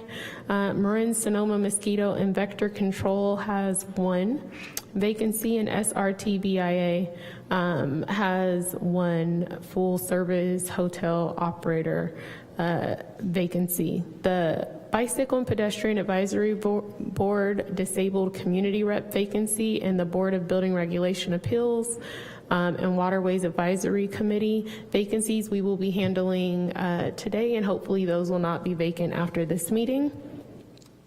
I also wanted to make some changes on the subcommittee assignments, and I will be adding Chris Rogers, Councilmember Rogers, to the Open Government Implementation Task Force. in lieu of Councilmember Fleming. And Councilmember Fleming, thank you so much for serving on that committee. I will also have make a change on the Public Safety Subcommittee, and I will be adding myself onto the Public Safety Subcommittee, and also taking off Councilmember Fleming. And our next meeting, Councilmember Fleming, I will be adding you to something else. So thank you so much for your patience, but that needed to be agendized, that item. And also a small correction. Right now, Councilmember Okrepke is chairing that, so we will get that updated. But again, if you are interested in volunteering, please go to the website or reach out to council members so we can get you all set and ready to go. And with that, I will be handing it over to our city clerk for public comment. Thank you. Thank you. We are now taking public comment on item 12, the mayor's and council members' reports. If you are in council chamber and would like to comment but have not provided a speaker card or your name, please make your way to a podium. You have 3 minutes and a countdown timer will alert at the end of that period. Mayor, I see no one approaching the podiums for item 12, and we do not have any names submitted to the administrator at the top of the well. Thank you so much. Going on to item 12.2, board, commission, and committee appointments. This is a time where council can vote to make appointments to the following boards: the Bicycle and Pedestrian Advisory Board with 1 vacancy, and we have 1 applicant. The Board of Building Regulation and Appeals, we have 3 vacancies and 1 applicant. And Waterways Advisory Committee, we have 4 upcoming vacancies and 4 applicants. So before we consider making those appointments, I'm going to look to Madam City Clerk to go ahead and facilitate public comment on this item. Thank you, Mayor. We are now taking public comments on item 12.2.1, appointments to boards and commissions. If you'd like to make a comment but have not provided a speaker card or submitted your name, please make your way to the podium. You will have 3 minutes and a countdown timer will alert at the end of that period. And we will go ahead and start with Mr. DeWitt at the West Lectern.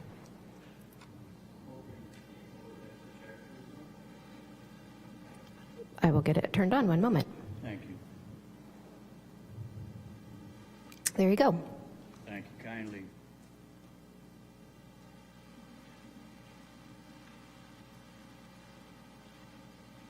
Hello, my name is Dwayne DeWitt. I'm from Roseland. I've been following the Waterways Advisory Committee for over 20 years. This is an agenda from 20 years ago. And I think it's really important that we understand this is just advisory.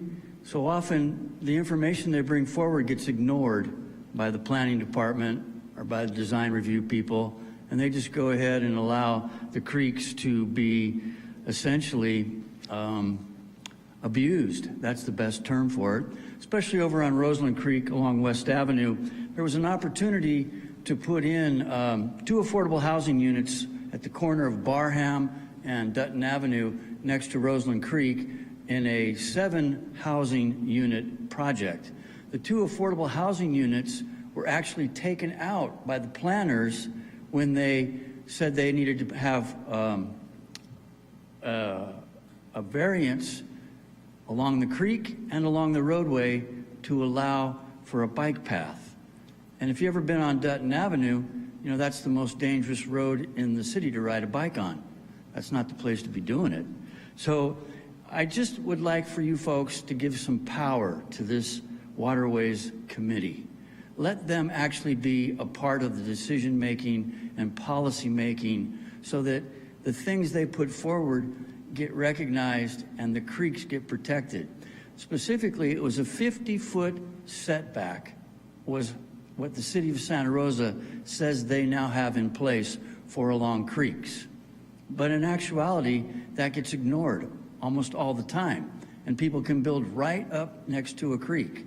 They'll put their fence on the creek bank. That's not the way it's supposed to be according to your guidelines and ordinances. So please put these 4 people on there again. They're willing to volunteer their time. They've done good jobs, but give them some power in the decision-making process so that they actually get to protect our creeks. Thank you for your time and for looking at the way back agenda here. Thank you, Mayor. I see no one. Oh, I have one more person approaching the podium. Please go ahead, Mr. Els. Do forgive me. As a civil environmental engineer, you know, we have been struggling with this for since the Clean Water Act, you know, 1971. So I just noticed that there was a new construction, as Dwayne mentions, and it just came to my mind. I mean, it was driving by and I saw this, and it was pretty upsetting that there is a new construction that is built right on the top bank of a creek here in Santa Rosa. And I'm thinking, for how long was that property on Brookwood between Sonoma Avenue and 2nd Street? How long was that any development in abeyance because of the setback from, and many other places all around the city and all around the county, that no development could occur because that property is, if you know where I'm talking about, it is the Hearts of Sonoma on the corner. They're going to build now into that. But the point is, they're not going to build into the setback, but nothing was able to be built there because of this setback. And in another place I just saw, and they're built right up to the top of the bank of the creek. And how in the world is they got by the planners? What is going on? So Dwayne is exactly right. So do forgive me, but I mean, this just happened. And it couldn't have happened at any time in the last 50 years, but it could happen now. Why is that? I don't understand how that could fall back. How could we fall back that far? Thank you. All right, seeing no additional public comment, we will go ahead and bring it back to council to see if we can make those appointments.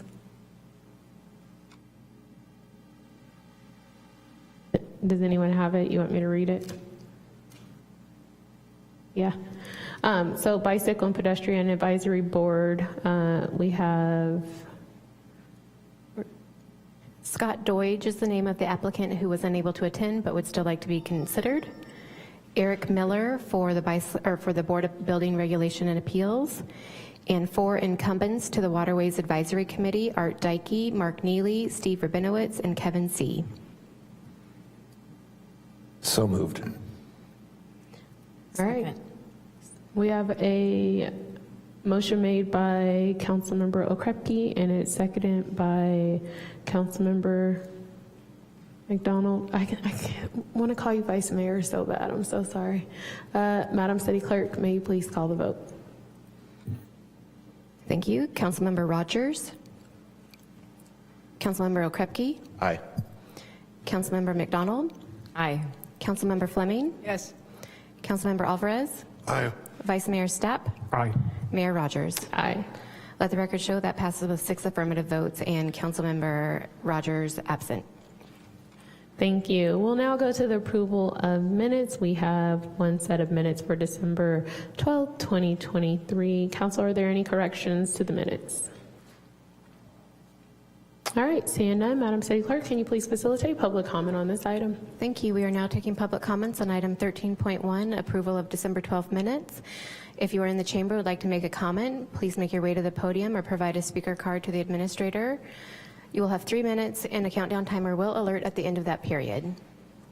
Mayor, I'm seeing no one approach the podium for public comment. Thank you. Moving on to item 14. Madam City Clerk, can you please read the consent items?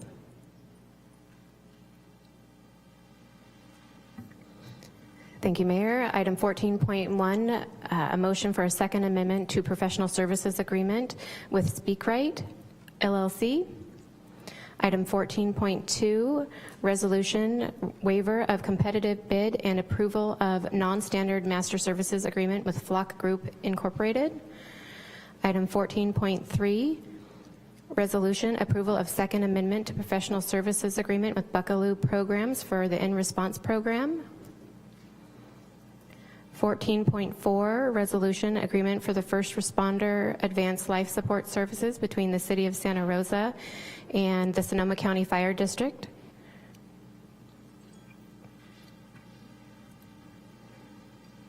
Item 14.5, resolution South Santa Rosa Specific Plan Professional Services Agreement.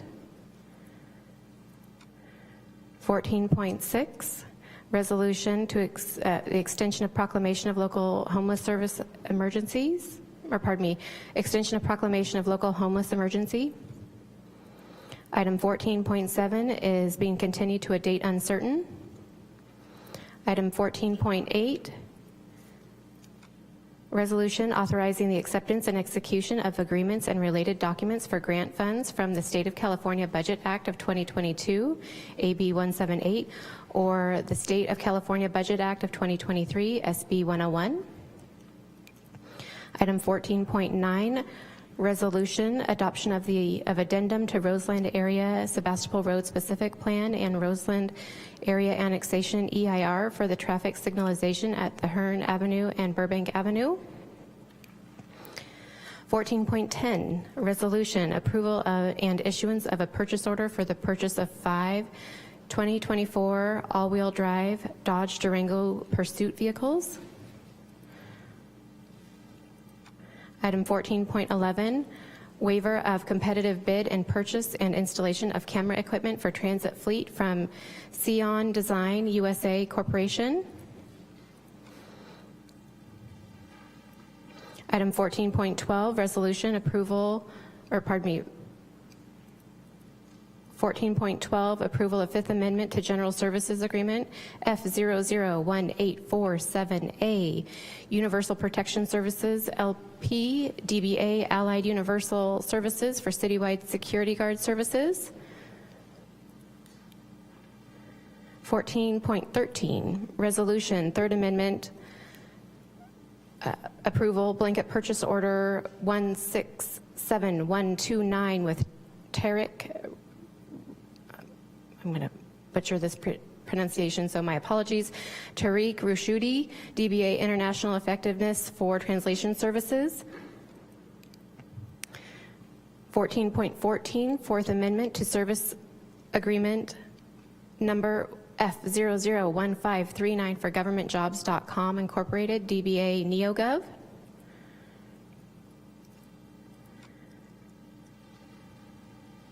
Sorry, my system is moving slower than my fingers are. And item 14.15, ordinance introduction.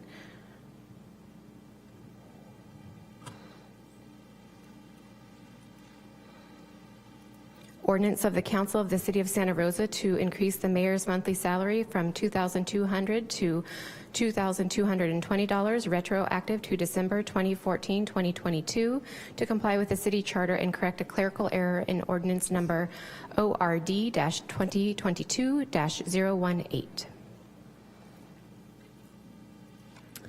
If I may, Madam Mayor, through the chair. Yes, ma'am. Item 14.1, the agenda lists as a motion, but as the recommendation makes clear, it's actually by resolution, not by motion. Thank you. Bringing it back to council, are there any questions on the consent items? All right, I did want to go ahead and ask a question. So for 14.4, is there someone to address for that item?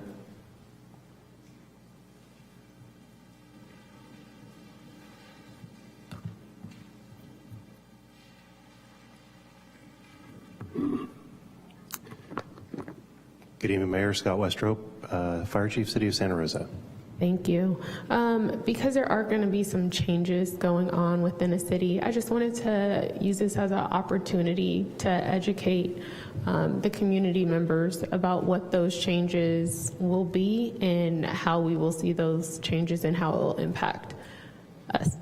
as far as services. Right. Thank you very much for that opportunity. If you go back to 2 study sessions that we did in November of 2021 and then in February of 2022, we were talking about the opportunity for change in ambulance service provider here in Santa Rosa. We looked at 3 different aspects that were really important to the city and important to the fire department. Hey, Chief. Joining me is Chief Mark Hine from the Sonoma County Fire District.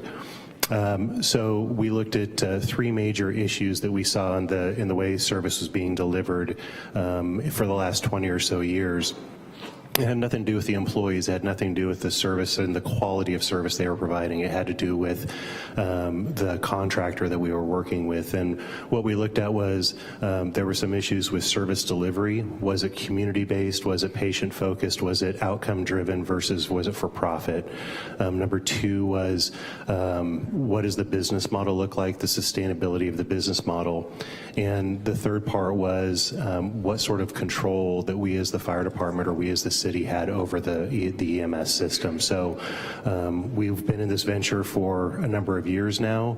The County of Sonoma went through and did an RFP process to select a new ground ambulance provider in Sonoma County for EOA 1, which is about 75% of the call volume is within the city of Santa Rosa, and it includes Sebastopol, Rohnert Park, Kenwood, and the unincorporated areas of Santa Rosa. So through the competitive process, Sonoma County Fire District was selected as the new contractor in a partnership with Medic Ambulance that's based out of Solano County, but is now here.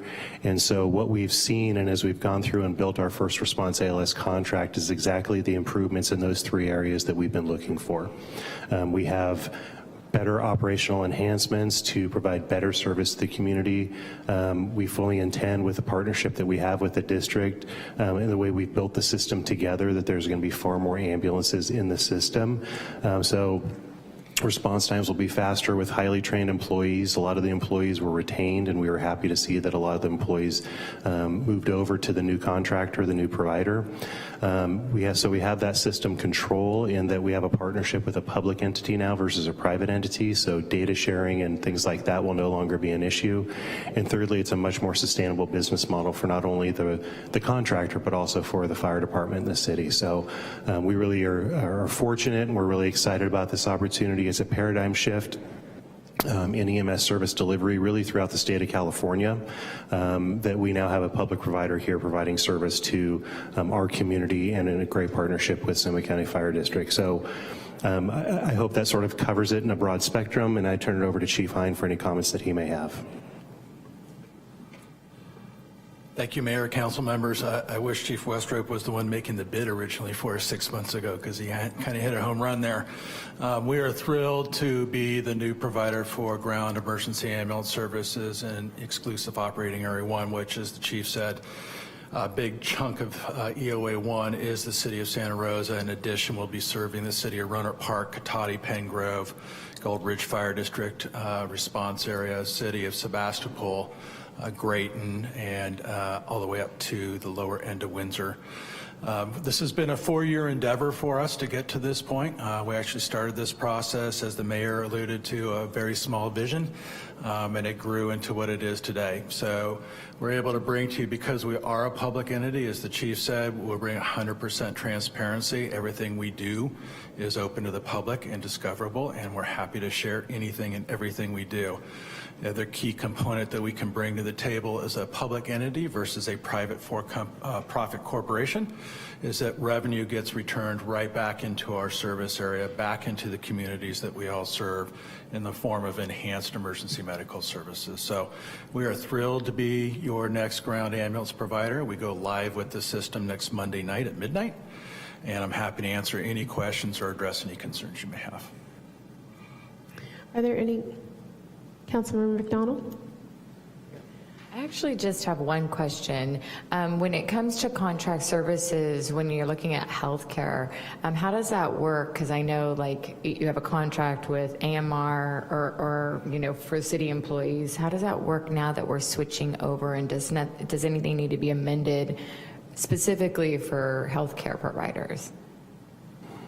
Is this in regards to the city, or is this in regards to ambulance transport Well, services? say I call 911 and an ambulance service comes to me, and that ambulance is contracted with our healthcare providers. How does that work now that we're switching our ambulance service within the city if we're not contracted with AMR? So, or anyone for that matter, is there a process that needs to happen, or has that already been taken care of? Yeah, the way that this works is that the contract is between the Sonoma County Fire District and the County of Sonoma to provide the ground emergency 911 ambulance service. So from midnight on Monday, when you dial 911, it would be one of our ambulances that responds to that call. We work directly with the patient's insurance companies to ensure that their insurance company pays that bill. That's what I wanted clarification on, not just for me, but for the community as well, that you take care of that part of the insurance company and the contracted services, so that wouldn't be anything that we needed to do as far as having that service. Not for the City Council. Great, thank you so much. You're very welcome. A few questions that I have received from the public is, are we expected to see any kinks with the transition, and are we, meaning you, ready to take this on? So the volume of calls, everything, so we're ready to go for the 16th?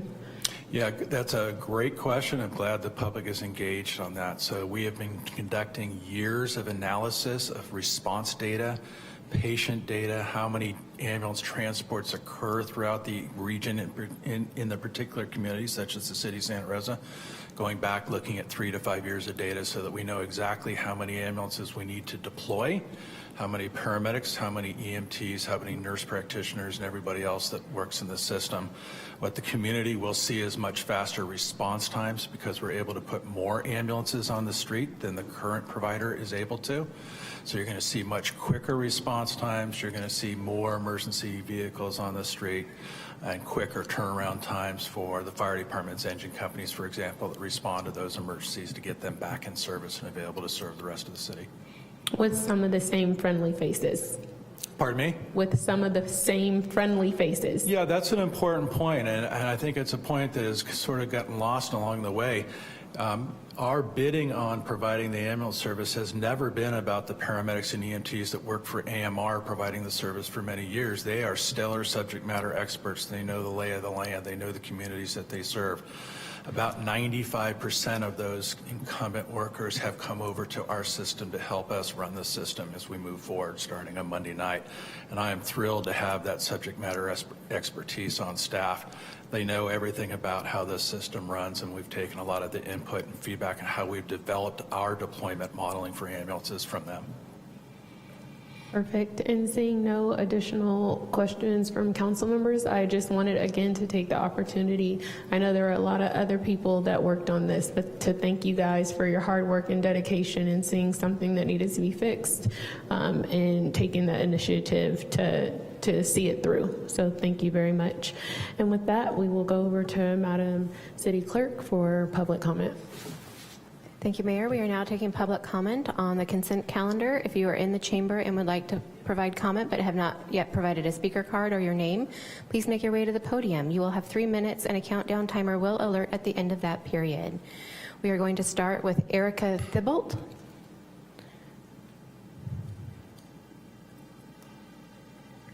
Good afternoon, City Council, Mayor Rogers, Vice Mayor Stapp, and City Manager Smith. I'm here from the Sonoma County Library. I'm the library director, and I'd like you to support this agenda item 4.8, the resolution to accept and expend grant funds from the state library, the California State Library, for the Building Forward Together program.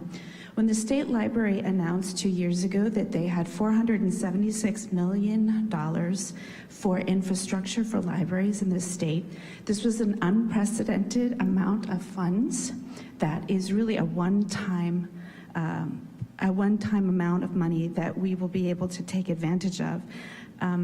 With the state's current budget woes, I'm not very confident that we will be seeing any future funds from the state, so it's really important that we take advantage of this opportunity. The library has agreed to work with the city and negotiate part of the matching funds for this project.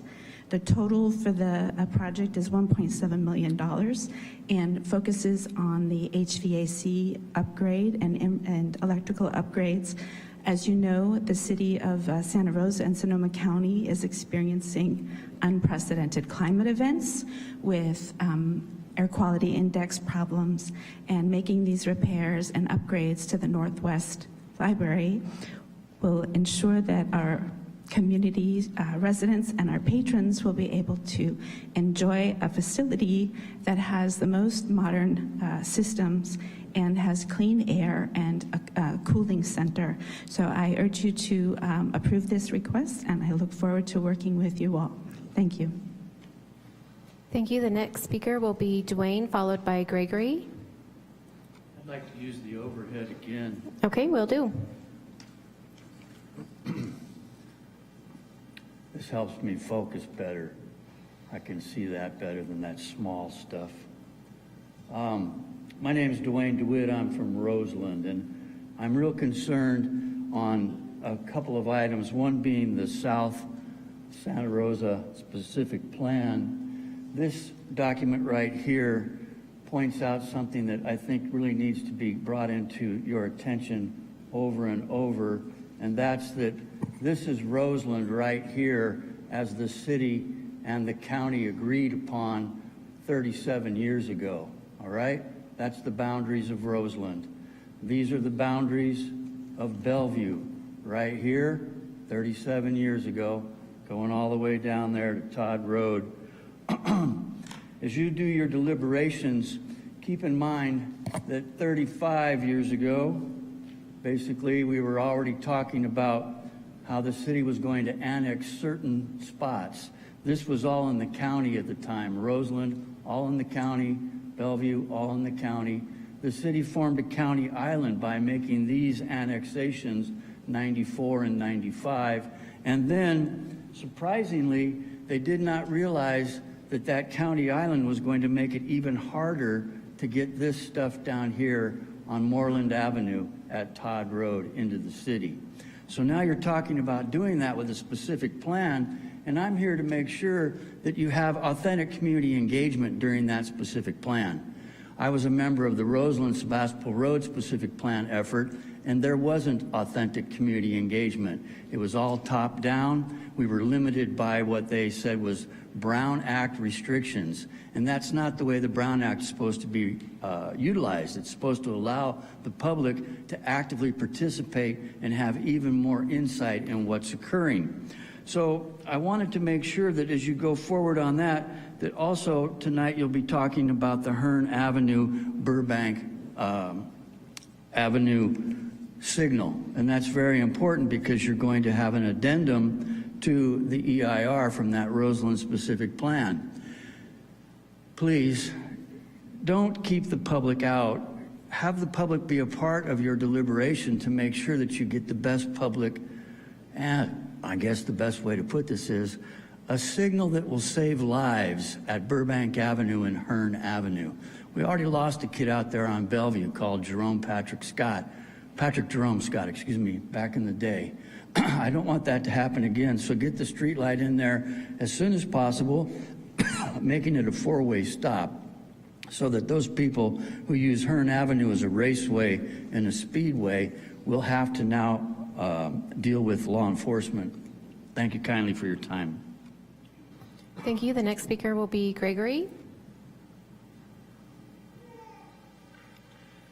Good evening. My name is Gregory Farron. I'm here to talk about item 14.5, the item that Dwayne just talked about.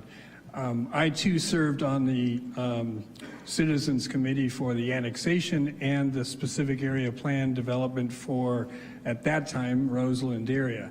As I understand it, this particular item is east of 101, south of 12. It's South Santa Rosa, but it's not Roseland.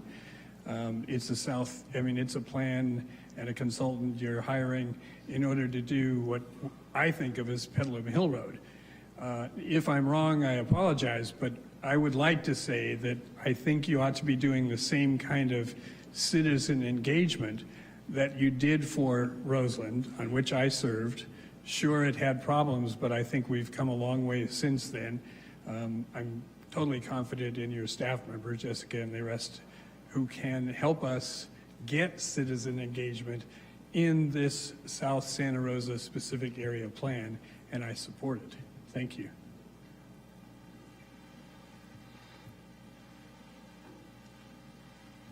Thank you, Mayor. I see no one else approaching the podium for, oh, we do have one more speaker on the consent calendar. Do forgive me, again, about environmental engineering, just we can't get past this. So when it's mentioned by the library director that it's important to get the funding from the city for the county library at the Northwest, what is the meaning of that? Is that the cities control the properties where the county libraries are. For instance, the downtown library. So if you're ever talking to the library about dealing with something, particularly an environmental issue with regard to the central library, they punt and say everything is maintained by the city and the city owns this property. And in particular, exactly what the director said has been an issue at the central library. In other words, the heating and ventilating goes out. It's a magnificent building. Really fantastic architecture, open space, it's terrific. But it has a large flat roof with no shade, and when the heat gets on that, it's an enormous load. There's people inside, the people add load, and then the heat from the sun, tremendous load on that, and it blows out the air conditioning. And I have suggested, which goes nowhere, is that we have a demonstration forest just out to the west of town, and they have very, very tall trees, 60, 80 feet tall, and if some of them were planted along the west side of the central library, you would alleviate much of that heat load on that flat roof, tremendous amount. And then they're deciduous, so in the winter they drop their leaves and the sun shines and you don't have to heat in the shade of that. So it's a kind of passive effect to benefit the air conditioning and the heating. You could do the same thing at the Northwest Library, that instead of having shorter diminutive trees, if you will, along the western side of the Northwest Library, you could have taller trees that are deciduous that would shade it, principally during the really heat, not when it's at noon, but in the afternoon. Actually, it gets hotter in the afternoon. And because for whatever reason, the sun is able to get through the ionosphere and so on easier in the atmosphere when it's at an angle. Why that is doesn't seem like it's real or possible, but that's what happens. And it gets hotter in the afternoon where the afternoon sun is able to do it. And if you had those trees, you could alleviate a lot of that load and a lot of that cost. This may be totally necessary, but you could benefit your electrical usage by reducing that and having that load diminish. Thank you. Thank you, Mr. Ells. Do we have any additional speakers on item 12, the consent, or 14, the consent calendar? Victoria Yanez for item 14. Thank you. Go ahead. I wanted to address the homeless proclamation emergency. The homeless emergency proclamation. I'm with Homeless Action, ! And my concern is that we have an empty homeless proclamation while people are freezing their buns off right now. We do not have a warming center open. I'm going to address that in my other public comment. But I would have liked to have seen a report from the Homeless Coalition. I noticed it was a possibility on the agenda. I was looking forward to it, but there was no report. The other item under number 14 is the Sam Jones Hall. It's a real pity that we have folks, there's a person right here that has been trying to get into Sam Jones Hall and has not been able to. So we need to maybe open another hall. I don't know what the answer is, because I'm just here to make noise and be angry about the situation the way it is now, because I know people are freezing. There is a van and private persons that have been going around picking up people and taking them to Sebastopol because that was the only warming center open. But all this applies kind of to the same thing, and I will comment further in public comment. Thank you.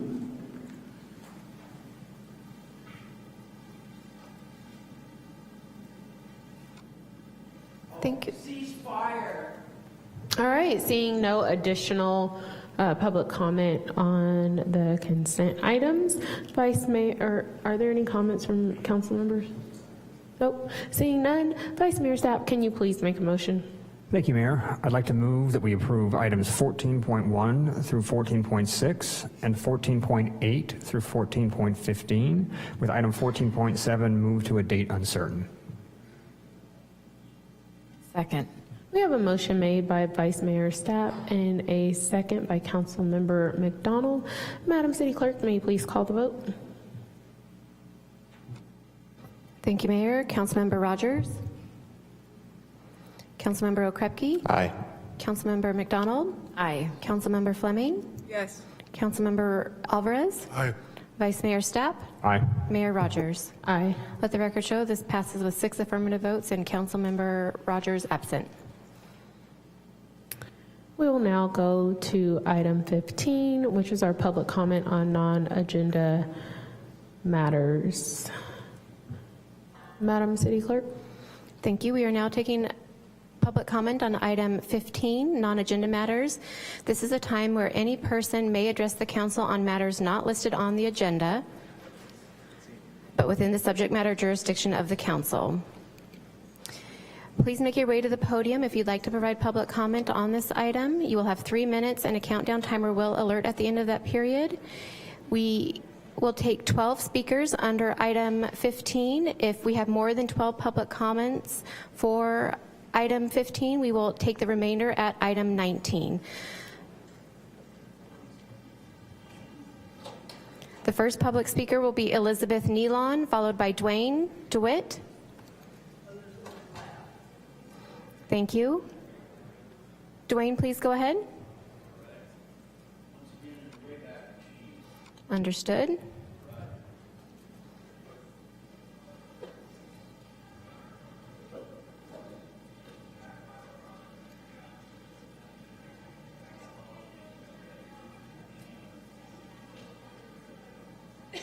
Here we go. If we'll get that right there. So, my name is Dwayne DeWitt. I'm from Roseland. Most of my life, always saying I'm from Santa Rosa, but always letting people know that Roseland was to the west and outside of the city limits at the time that I was growing up. This area here was forced into the city by Ernie Carpenter, the supervisor for the 5th District of Sonoma County back in 1996, when he said he wasn't going to allow you folks to create a county island and go out to get Bellevue Ranch, which was down here on Hearn Avenue. So this was the first part of Roseland that got annexed in after this section here along Highway 101 was a part of Santa Rosa. Those people, the only park in all of that area of Roseland was this little sliver, which you can barely see where my fingernail is. That's called South Davis Park right now.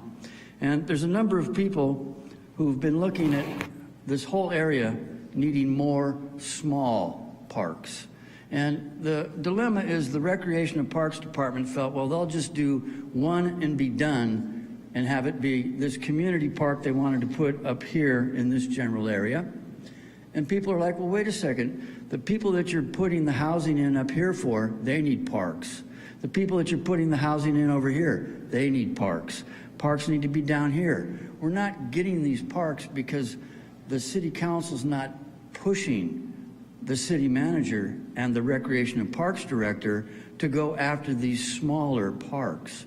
And this is what is truly needed. And this was pointed out in a Roseland revitalization study from 2000, back when there was a redevelopment project area, which I was on the elected committee of. And we knew then we needed to have more small parks. And essentially, it's just been a can kicked down the road now for a quarter of a century. So I'm hoping that you folks will take the initiative as council members and say, we want small parks like Humboldt Park, North Park, Fremont Park, that the city of Santa Rosa has scattered in other areas, and let Roseland have 6 or 7 of these small parks up along the north side of Sebastopol Road near Highway 12, over on the west side out by Stony Point Road. There was a plan to have a park along Roseland Creek to the west near Stony Point Road in what was called the Roseland Creek Concept Plan of 2004. Thank you. Thank you. The next speaker will be Gary, followed by Johanna. Gary. Okay, can we get Johanna to a podium, followed by Janet?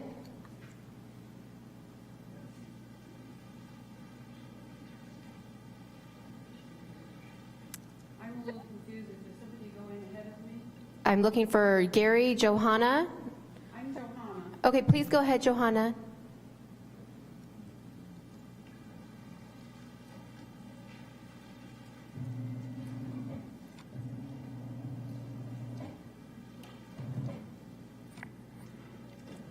Mayor and members of the Santa Rosa City Council, I am Johanna James, a Santa Rosa resident for over 45 years on Lance Drive near Jennings Avenue.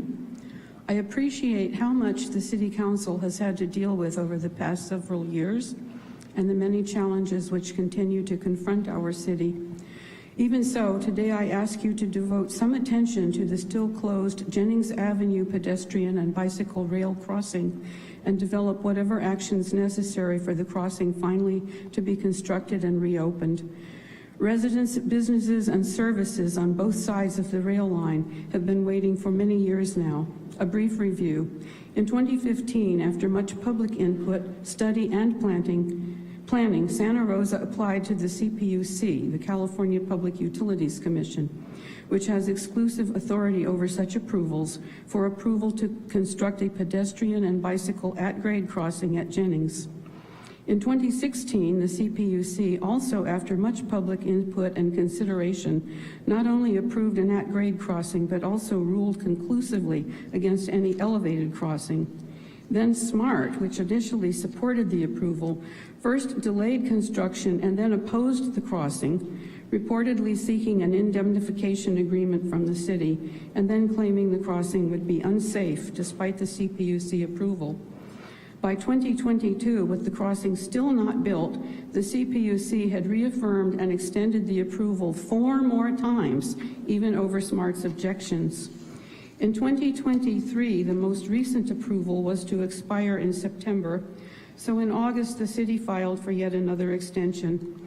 The CPUC's administrative law judge is questioning the long delay, however, and has now ruled, quote, in the event that an agreement to construct a rail crossing is not reached by March 1st, an order to show cause hearing will be set, where the city of Santa Rosa will be provided with an opportunity to show cause why the commission should continue to extend the deadline for the completion of the crossing, end quote.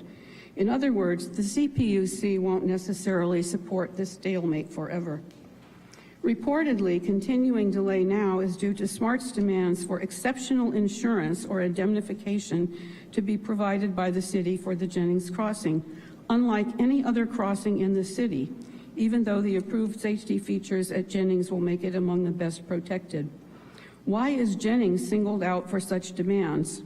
Perhaps more to the point, considering SMART's intransigence, what might the city do, perhaps through legal action if need be, to be able to move forward with this project? Thank you.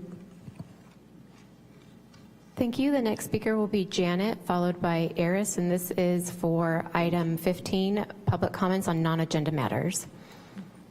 Good evening, Council. My name is Janet Baracco. I've lived on Jennings Avenue in Northwest Santa Rosa for 23 years. For 8 years, I've been an advocate for building an at-grade rail crossing at Jennings. And you heard some of the history, but I'll repeat a bit here. In case you didn't know, there had been an informal pedestrian path over those tracks at Jennings for over 100 years. Prior to 2016, people used the path to reach businesses, services, etc. on east and west, both west and east side. When smart service began, the path was fenced off and a detour was put in on North Dutton and Guerneville Road, which increased the trip by about a half a mile and up to 20 to 30 minutes longer just to walk east-west. My neighbors and other supporters collected hundreds of signatures. We attended public hearings, we wrote letters to the city, etc. We organized a public hearing which a judge from San Francisco attended, and the crossing was approved. And you heard a lot of the history from Johanna already. We've had 8 years. I feel disappointed that the city seems to have lost interest and forgotten us in the Northwest and the crossing that would reunify our neighborhood. I would remind you that Jennings Crossing is part of the Jennings Bike Boulevard and Highway 101 bike bridge that is in the Santa Rosa General Plan. Given intensifying chaos in the climate, I would think it desirable for Santa Rosa to be as pedestrian and bike friendly as possible. Why is it so difficult and taking so long to restore one safe car-free path that is so obviously wanted by the community, has the blessing of the CPUC and supposedly the city of Santa Rosa, and that has funding? Climate change is happening. Population is growing on the northwest side. We have lots of housing being built. We have this March 1st deadline for the city and SMART to move forward with an agreement. Time is running out. I urge you, City Council, to please put Jennings crossing on the council agenda as soon as possible. And I invite any of you who would like to literally walk the path with me, as the judge did back in 2016, to contact me and we'll make a date. Thank you. Thank you. The next public comment will be from Eris, followed by Thomas. Please go ahead, Eris. The Executive Director of the Sonoma County Bicycle Coalition. We are also supporters of the at-grade Jennings Crossing, and I don't think I can add anything to what the two previous speakers already said about the necessity for that. But the other thing that I wanted to comment about, usually when I show up in front of you, it's to ask you for something or to complain about something. But I also wanted tonight to give some thanks and gratitude and praise. The last year we have seen renewed energy and activity in creating other bike infrastructure. The Class 4 bikeways that were built, the first ones the city have done on Armory. I'm seeing new bike racks popping up all over downtown. Lowering speed limits in different parts of the city is really crucial for safety. The draft transportation element of the general plan explicitly prioritizes active transportation over individual vehicles. And I am so excited that you have just hired Dan Hennessy for the new Director of Public Transportation and Public Works. I have been following Austin, Texas, and what they have been doing to build out their bike network, and they've been doing fabulous things, and so I am so excited to have an individual who was very involved in all of that coming to our city. The energy enthusiasm of the newer transportation planners is so infectious, and I'm just really excited to see what comes next. Thank you. Thank you. The next speaker will be Thomas, followed by Jody. Please go ahead, Thomas. Can I use the Oh, certainly. I don't really know how to do it that well. Hopefully this is right side up for you. So this is Dwayne's annexation plan exhibit from 1995. And it shows annexation of the Santa Rosa Airport in 1988. And so this is the area that we're talking about that will contribute to Hearn Avenue, because there is no Bellevue crossing, right? And so I want to point out that there is a new, there are many roundabouts. This is Petaluma. This is Roner Park at Southwest. Again, Roner Park at Southwest, so you can get an idea of where it is. This is in the Netherlands. And so there's a new thing, a turbo roundabout. It has these unique extra lanes here. And so I've added that to this design because it said potential roundabout. And so I've added a turbo roundabout with the design here at Hearn Avenue. And this is really important in light of those annexations.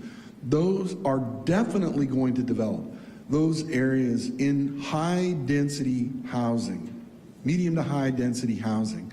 And those are going to contribute, and there are only a total of 3 crossings and 6 lanes to get across. In the north, you have 9 crossings and over 27 lanes, 11 or 12 crossings of Highway 12 on the east side that produces a total of 69 crossings for anyone in the northeast. And there's only a total of 27 lanes of crossing for the southwest, and only 3 main crossings, 27 lanes, and there's 7 crossings. So you need to add these crossings. You need to, I'm not sure if you can see what I'm showing you because the light doesn't appear here. Okay. But this would direct the lanes in ways that are profitable and beneficial. This is what has been, this turbo design is now being built in Gilroy, Highway 25 and 156, which is reported. They've been used since 1990 in the Netherlands, and they're very accommodating for drivers. They get accommodated to this that facilitates how they maneuver and so on. So this is the opportunity to do this. Look, we're talking about these generations over which these things occur. This is the time to do this. The designs are available, the money is available. Thank you very much. Thank you. The next speaker will be Gianni, followed by Jordan. Gianni. Jordan, please make your way to the podium, followed by Zoe.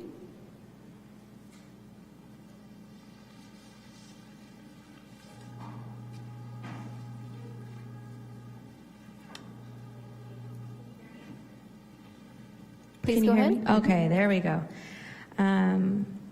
Hi, everybody. Thank you for being here tonight. My name is Jordan, and I am here again to urge the City Council to adopt a ceasefire resolution. Today, the Board of Supervisors in San Francisco passed a ceasefire resolution, and it is time for Sonoma County to get out from underneath the rock that we've been in for a long time. And it's curious because actually in 1985, Sonoma County was the second county in California to pass a commitment to divest from apartheid South Africa. So we have been progressive in the past, and that was actually a resolution where they committed to divesting from South African apartheid, and the resolution that we're asking for is not calling for any action other than a statement declaring that we are against our tax dollars being used to commit genocide. And I want to thank Mayor Rogers for working with us so far and being responsive to our group's request. And I want to encourage our other city council members to respond to the request to meet with the constituents that are trying to draft a resolution regarding this matter.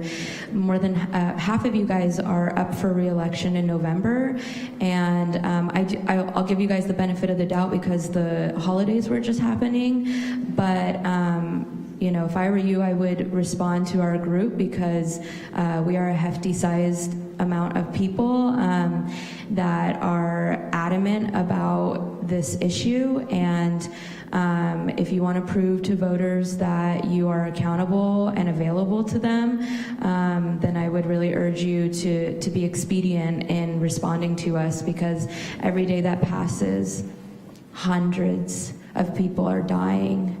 Dozens of children are dying. There are medical staff that are having to perform amputations on children without anesthesia. Our tax dollars are funding this horror. And like I said at the last city council meeting, over $2.4 million approximately of our money is going towards this from Santa Rosa alone. That could go towards homeless services, education services. We are complicit in this genocide. And I just want to also say that I reached out to the city manager and left a message to circle back to accountability. I know Councilmember Chris Rogers is not here right now, but I left a message with the city manager because his phone number routes to Mayor Rogers' voicemail. So he's not able to be called by the public. Thank you. Thank you. The next speaker is Gianni. Gianni, are you in the room? Thank you. We'll go to Zoe, followed by Victoria. Hello. I want to thank the City Council and Mayor Rogers for hearing us tonight. My name is Zoe Kessler. Thank you. I'm a small business owner here in Santa Rosa, and I'm Jewish. And I'm here to beg you and hear us as we say that this genocide is wrong, and my people over here, we are appalled that this genocide is being done with our tax money. And me as a Jewish person, I am appalled that this is being done in my name. I was raised very Jewish in the synagogue. I went to Hebrew school until I was 15. I am not ill-informed on this issue. I've been connected to it and have been learning about it and speaking about it all my life. And in the last the last 100 years, the Palestinian people have been enduring a brutal military occupation. And as of right now, over 22,000 Palestinian people have been brutally murdered. We are witnessing a replay of the Holocaust being done to the Palestinians. So this genocide is not being done in the name of Jewish safety. In fact, this genocide is actually creating more anti-Semitism and is making Jews more unsafe. It is a siege and barbaric conquering to obtain land, and over half of those thousands of Palestinian people are children and babies.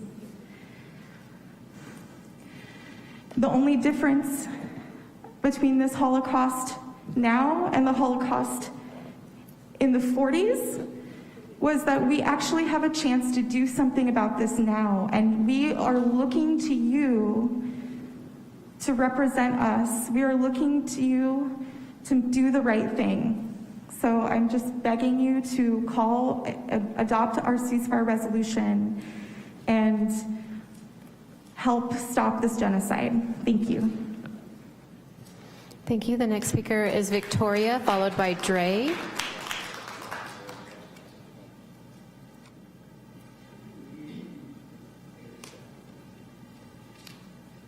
Dre, you can go ahead and make your way to the opposite podium while Ms. Yanez makes her comment. Thank you. Are you going to comment now? Okay. Good evening. I'm Victoria Yanez, to be honest. And I'm with Homeless Action, ! a couple of other groups.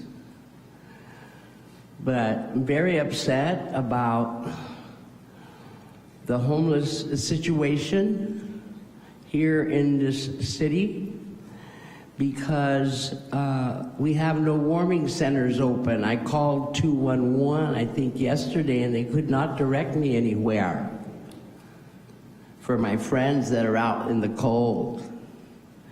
Because as you know, Sam Jones is full. Now, this is a very difficult situation for the poorest people in our community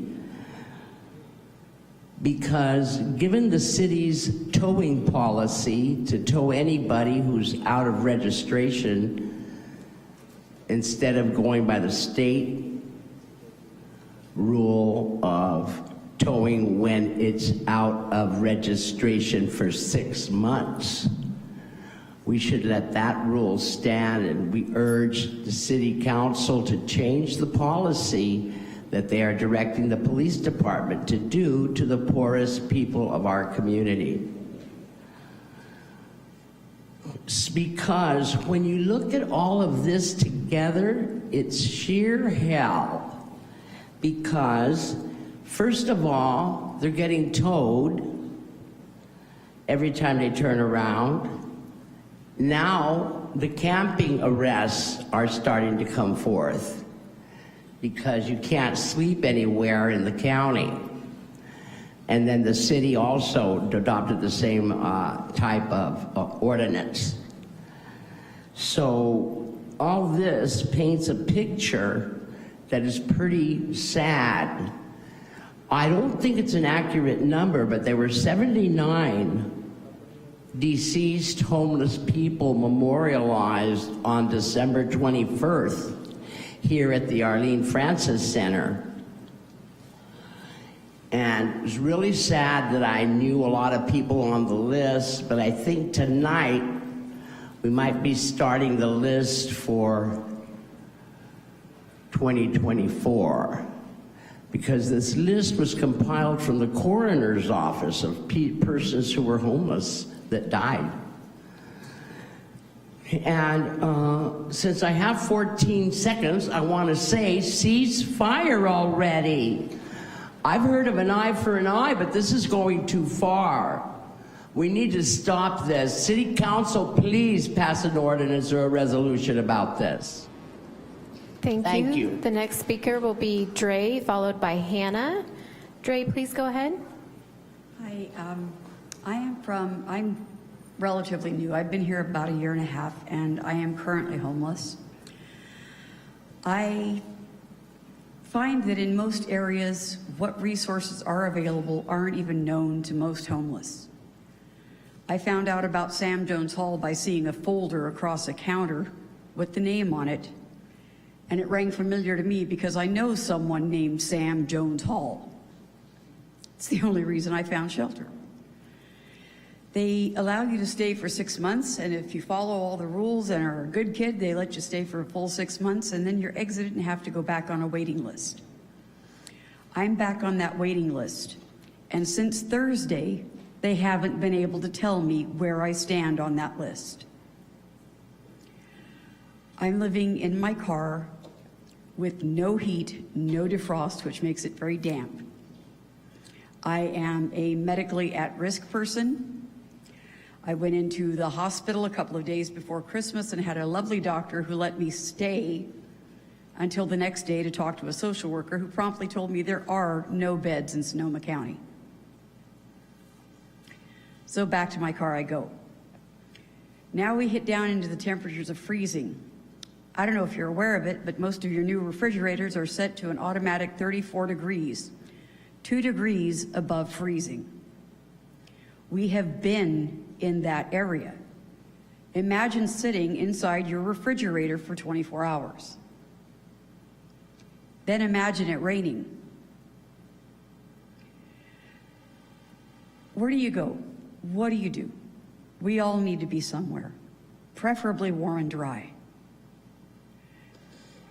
I also like to think that we could look at the homeless with new eyes and realize that we are not all criminal, not all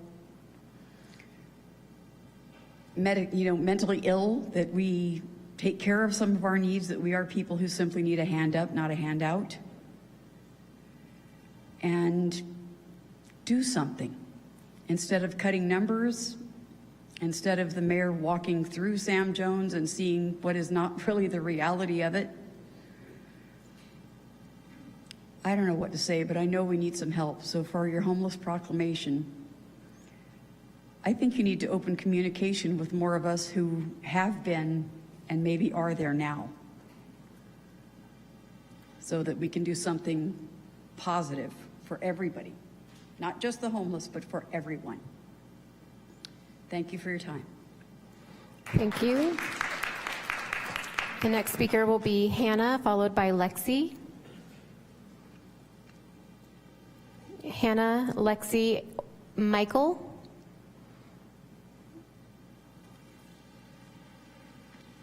Hannah, are you in the room? Lexi, are you in the room? Please go ahead, Lexi.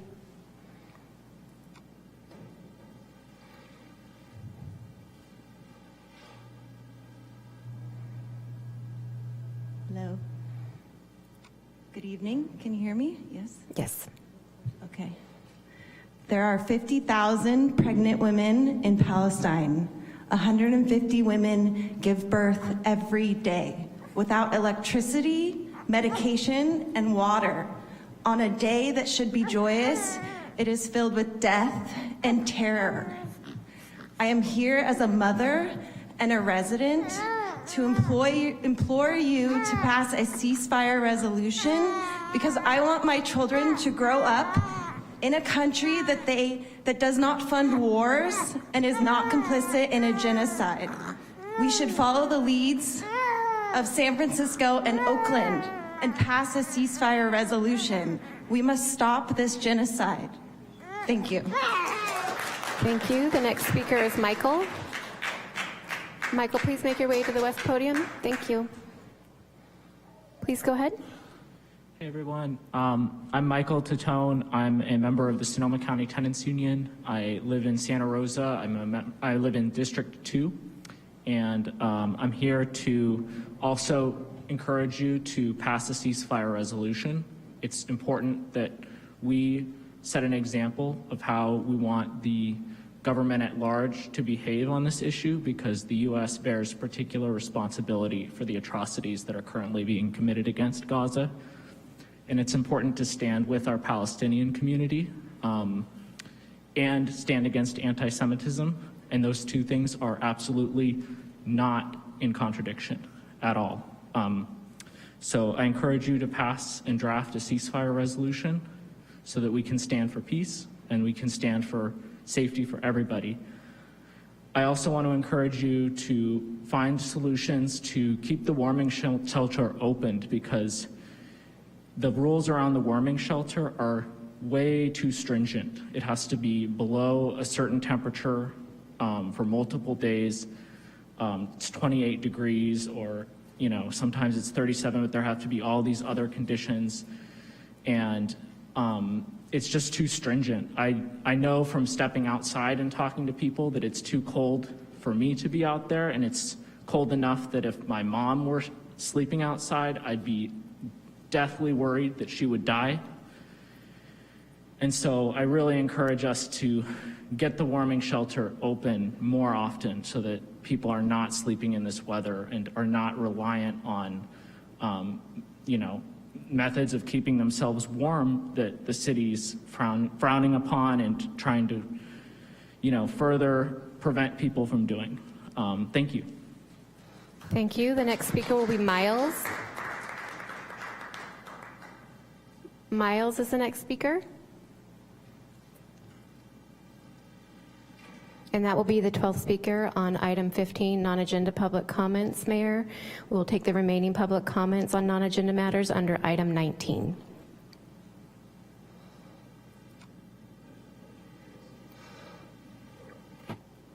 Please go ahead. Testing. All right, thank you. Hello, my name is Miles Sarvis Wilburn. I work as a stewardship field specialist for Land Paths. I spent all day in the forest today doing wildfire fuel reduction. I'm also a wildland firefighter. And I also sit on the board of directors of Sonoma County Acts of Kindness. And, you know, I work with high schoolers every Saturday, teaching them how to steward our land, this Pomo, Miwok, and Mishawawapa land. And I teach them how to fell trees, how to clear brush, riparian corridor, trails, all that. Through the beekeepers, we go to schools and teach kids about bees and pollination. And I don't know how I could look any of them in the eye if I were doing what I think you're doing, which is not calling for a ceasefire.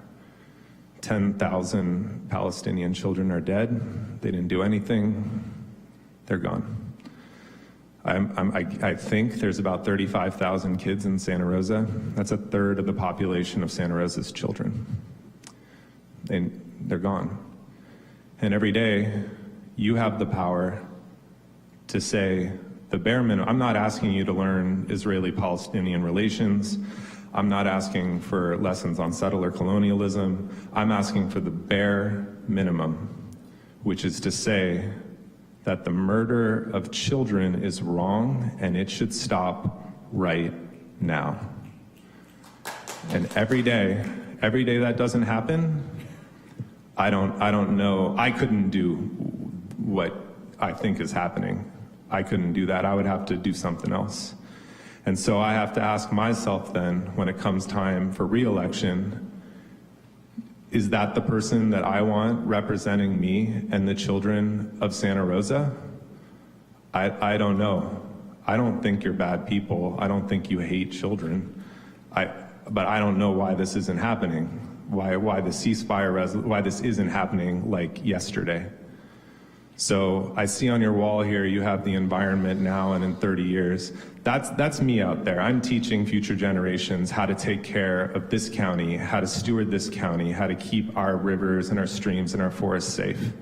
I'm asking you to show them that you would keep them safe no matter where they are. These are children. Let's do the right thing. This isn't too much to ask. Thank you. Mayor, that concludes public comment on item 15 non-agenda matters. Thank you. We have no report items today, so we'll go on to our public hearing that we have. Madam City Manager. Item 17.1 is a public hearing on fiscal year 2024-25 budget priorities.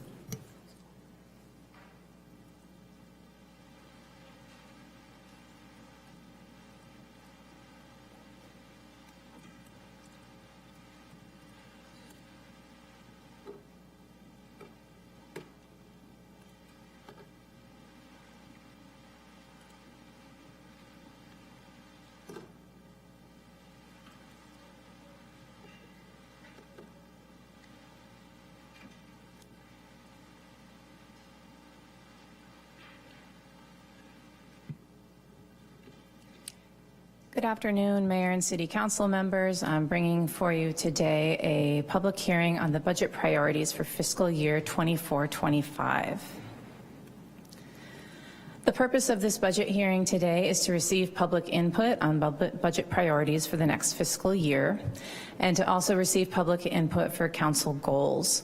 This public hearing is something we hold annually. It's a requirement of the city charter, and it's just an opportunity for the public and the citizens to come forward and offer their feedback on where they would like the available resources of the next fiscal year budget to go. If the public is not able to be here in person today, we do accept public comment online at srcity.org/budget comments. So as we hear public comment today, we're going to take this into consideration during the budget cycle, which gets kicked off at the end of this month. Council goal setting will happen on February 6th and 7th, at which time council members will also take into account the public comment heard today. February through May, departments and the city manager work collaboratively with these public priorities in mind to build out the department budgets. We will bring forward a study session to council on May 7th and 8th to offer an in-depth look at the budgets that have been put together. And we anticipate having a draft of the budget document available to the public on June 3rd, 2024. And then the final step in our budget process is the adoption hearing on June 18th. So this is a very short presentation for you today. I'm happy to answer any questions if there are any, but the main reason we are here is just to receive input. So thank you. Thank you. And with that introduction, we will go ahead and open the public hearing. Madam City Clerk, may you please facilitate public comment on this item? Thank you, Mayor. We are now taking public comment on item 17.1, the public hearing on the budget. If you're in the council chamber and would like to comment but have not yet provided your name to this or a speaker card to the administrator, please do so and then make your way to the podium. You will have 3 minutes and a countdown timer will alert at the end of that period. The first public comment will be from Dwayne, followed by Eris.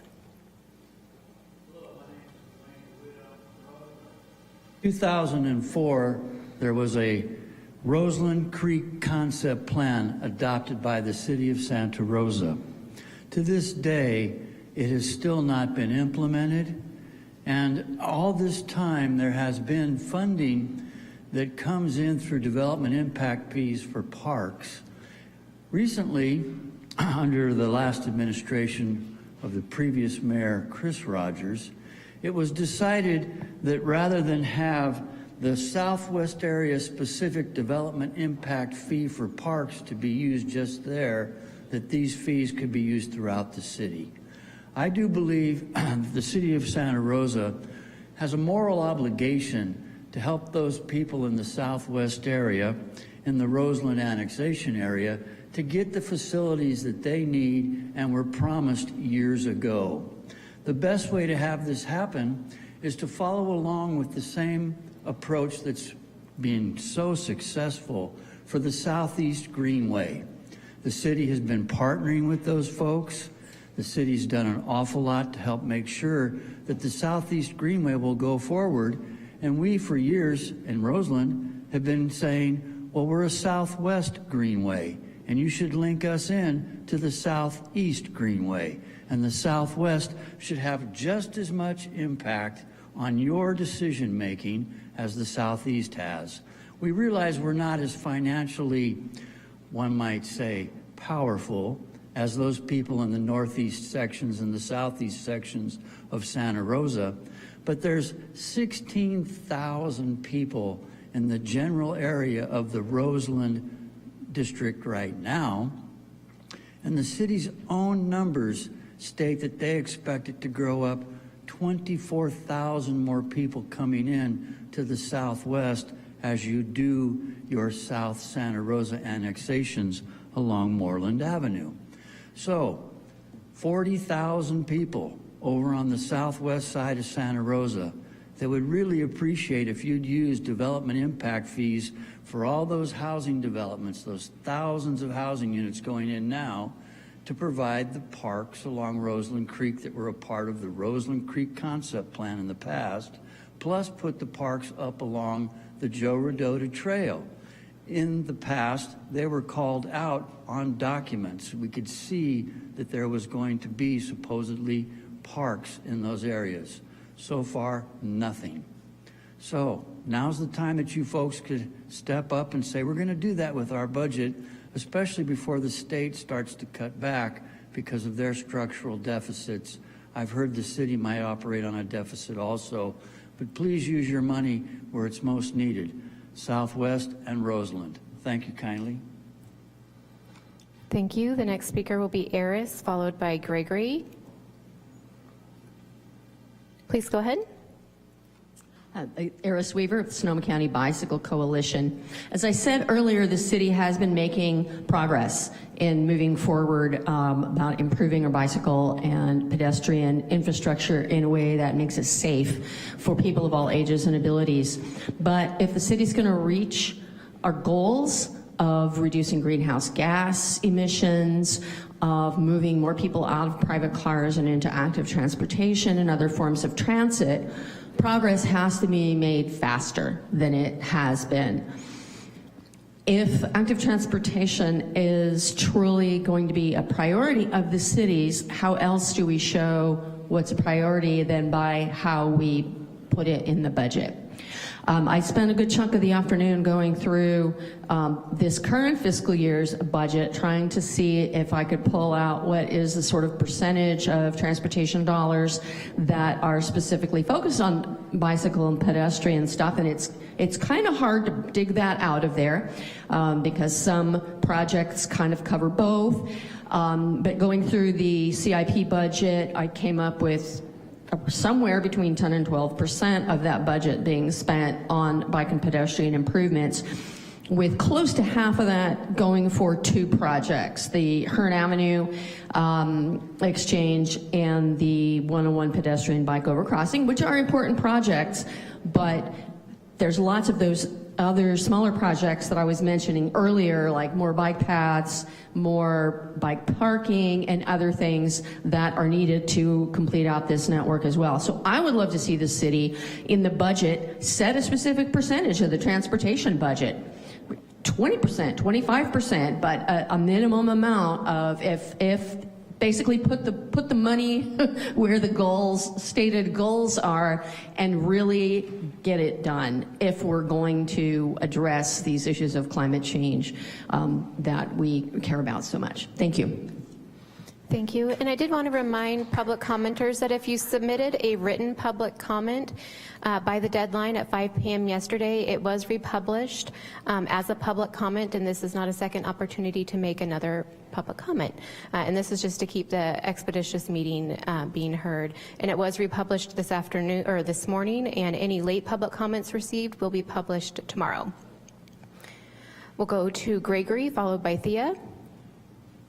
My name is Gregory Farron, and I'll be as quick as I can. Housing, especially for low income, and I know you'll probably be working hard, as I will, to try to pass in November of 2024 the Housing Bay Area Bond. But $121 million to $241 million coming to Santa Rosa, if it passes, would do a significant, make a significant dent in the low-income housing needs of this city. You'll hear from Gen H, who have also, I assume, a strong support for the measure. They too would be affected and impacted by $121 to $242 million starting about January, February, March of 2025. So it is the fiscal year we're talking about. I want you to try to make every effort to have your housing authority and your homeless staff prepare the best expenditure report, the most effective, soonest possible, get some housing built if it passes. And I hope everyone in this room votes for it. The second I want to advocate for is for civic engagement. Your community advisory board needs the support of this council, and it needs to be directed to try to engage citizens as much as possible in all of your decisions. I have other advocates that are positions I want to advocate, but you have people here to speak for them. Obviously, bicycle paths, obviously anything getting us out of cars. And finally, as you've heard for tonight, and you should hear constantly, parks. Southeast Greenway, parks all over the city. Those four things: housing, civic engagement, bicycle paths, and parks. Thank you very much.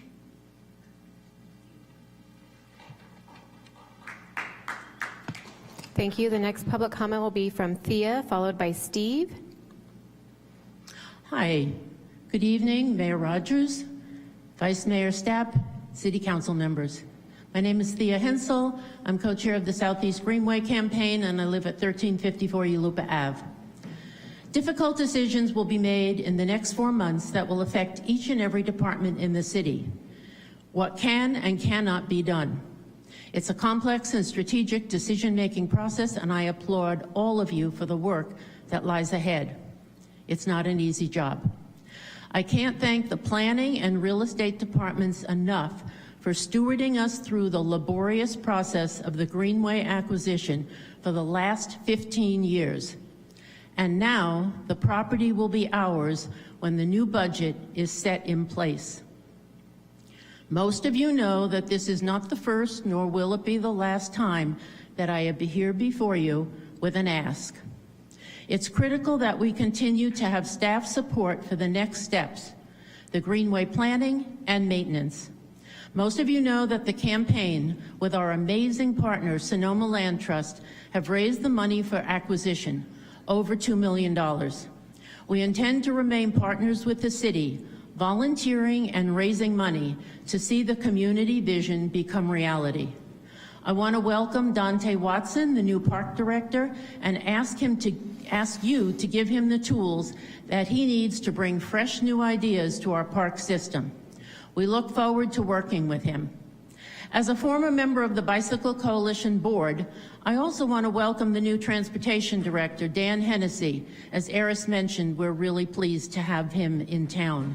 And we want to thank him for his focus on multimodal transportation as the Greenway becomes another link in the safe cycling chain in this city. My ask tonight, fund parks. Make the Greenway a priority goal and give us a seat at the table. Thank you. Thank you. The next public comment will be from Steve, followed by Jane. Steve Rabinowitz. Good evening, Mayor Rogers and City Council members. Steve Rabinowitz, I'm a resident of Santa Rosa. I'm addressing you today to support more funding for the maintenance and improvement of our parks and public places, and I consider these investments in our community. I'm currently involved in 2 projects that will greatly benefit Santa Rosa and our environment, the Southeast Greenway project and the Prince Memorial Greenway. The city's been instrumental in working with the Southeast Greenway campaign and the Sonoma Land Trust to acquire the property from Caltrans, and we're now very close to achieving the goal of city ownership of the property, as Thea just mentioned. This devoted group of citizens has been involved with this project for over 14 years and intends to help in any way we can. As I'm sure you know, it will be necessary to increase funding for maintenance and operations of the Greenway. The campaign intends to work with the Land Trust and the city in obtaining grants for the park's master plan. The Prince Memorial Greenway is a wonderful creek restoration project, as you know, with bike trails connecting throughout Sonoma County along the Smart Trail line, the Rodota Trail to West County, and all the way to the Laguna de Santa Rosa along Santa Rosa Creek. And it has many connections, potentially to Northwest Santa Rosa as well as to the Southeast Greenway along Sonoma Avenue. It's in need of increased maintenance and improvements in several areas. It was built in the 1990s, and over 30 years ago, there has been a lot of activity, a lot of issues that have been dealt with, damage in certain areas, but it still has great potential to link different parts of our community and to be part of our environment and part of our economy, I might say, because if we want to attract residents to the community and to downtown, it's a big part of what could be used to entice people to come. A new group, the Friends of the Prince Memorial Greenway, is formed, comprised of neighbors, community members, the Railroad Square Association, the Hyatt Hotel and Courtyard Marriott, and we're all working together to improve the Greenway. And various city departments have been very, very helpful. The Creek Stewardship in the Water Department, Public Works, the city's art program, the Police Department, and the Parks Department, in which we have an upcoming meeting with our new Parks Director, Dante Watson, who reached out to us. We appreciate this assistance, and we're hoping to continue to partner with the city to improve the Greenway through better maintenance, new public art, more public events that we're hopefully going to work on, and other improvements to the Greenway. Thank you very much. Thank you. The next public speaker will be, pardon me. The next speaker will be Jane, followed by Joshua, then Jen.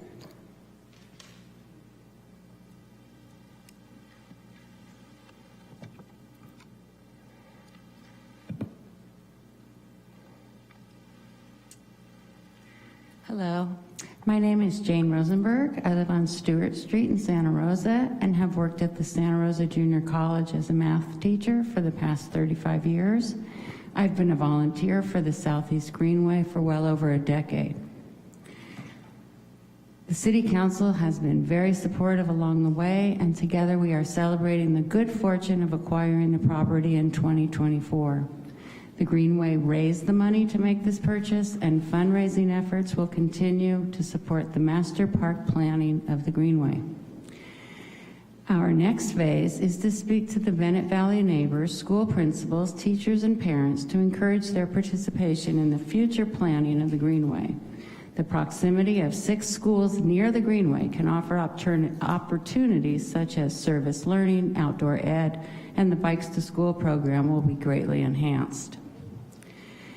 My point today in speaking is to remind our City Council to ensure that the city parks are given the necessary budget to maintain our parks in general and the Southeast Greenway.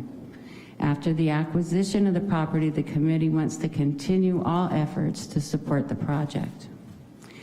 Imagine the bike path from Forestville to Spring Lake. It will be advertised in tourist magazines around the globe. Santa Rosa is already known as a cycling destination, and the Greenway will add more opportunities for safe cycling and tourist destinations for the city and the county. In this budget year, we hope the city will provide the needed funds to support the work of the Parks Department, including the capital improvements and maintenance. Thank you. Thank you. The next speaker will be Joshua, followed by Jen, then Al.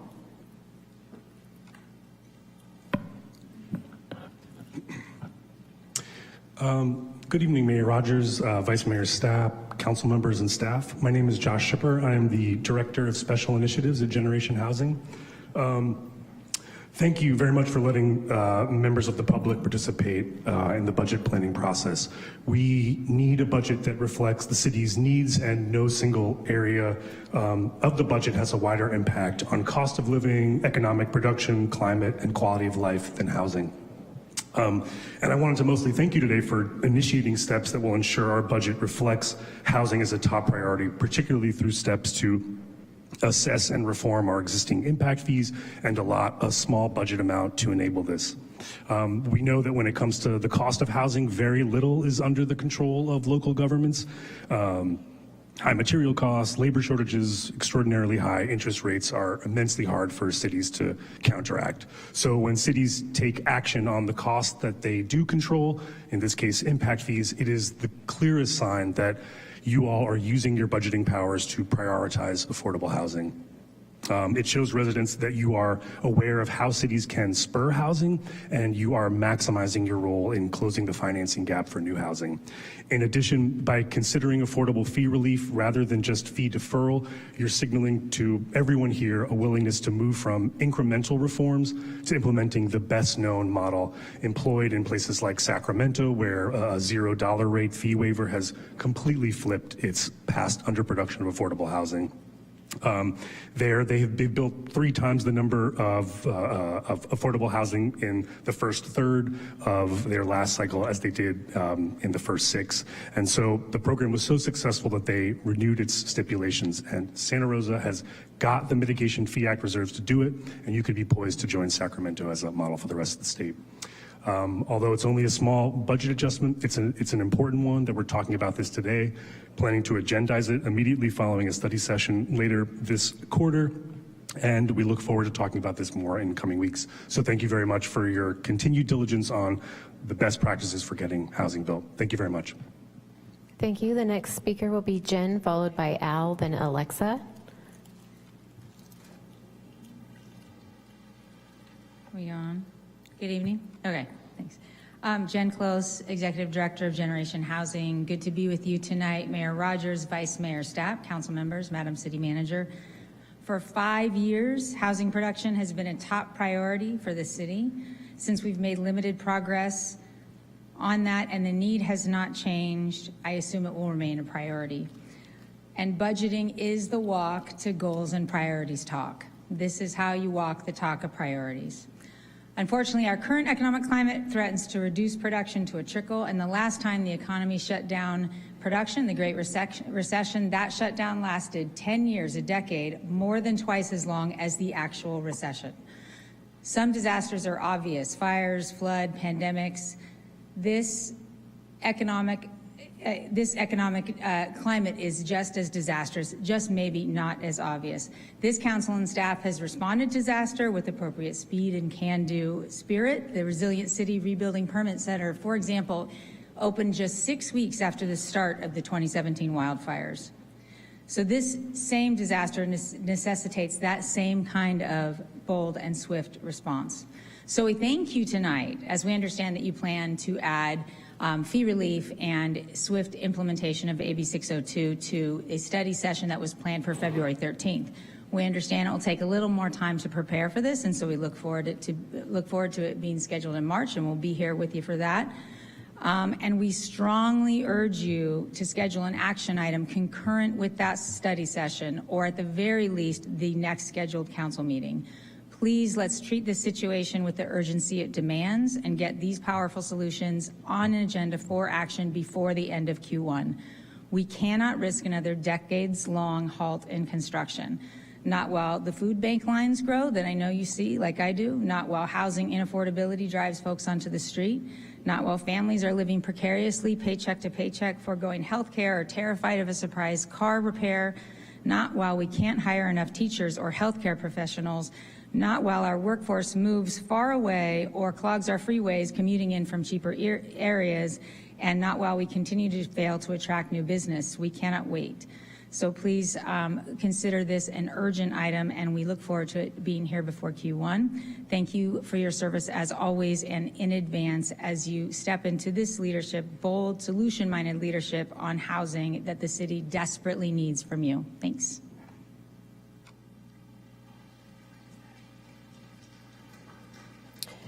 Next speaker is Al Lerma, followed by Alexa Forrester. Good evening, everyone. My name is Al Lerma. I work with the Mitote Food Park over in the Roseland section of Santa Rosa. I'm here tonight wearing a hat with the Sonoma County Hospitality Association, of which I'm a member of the board.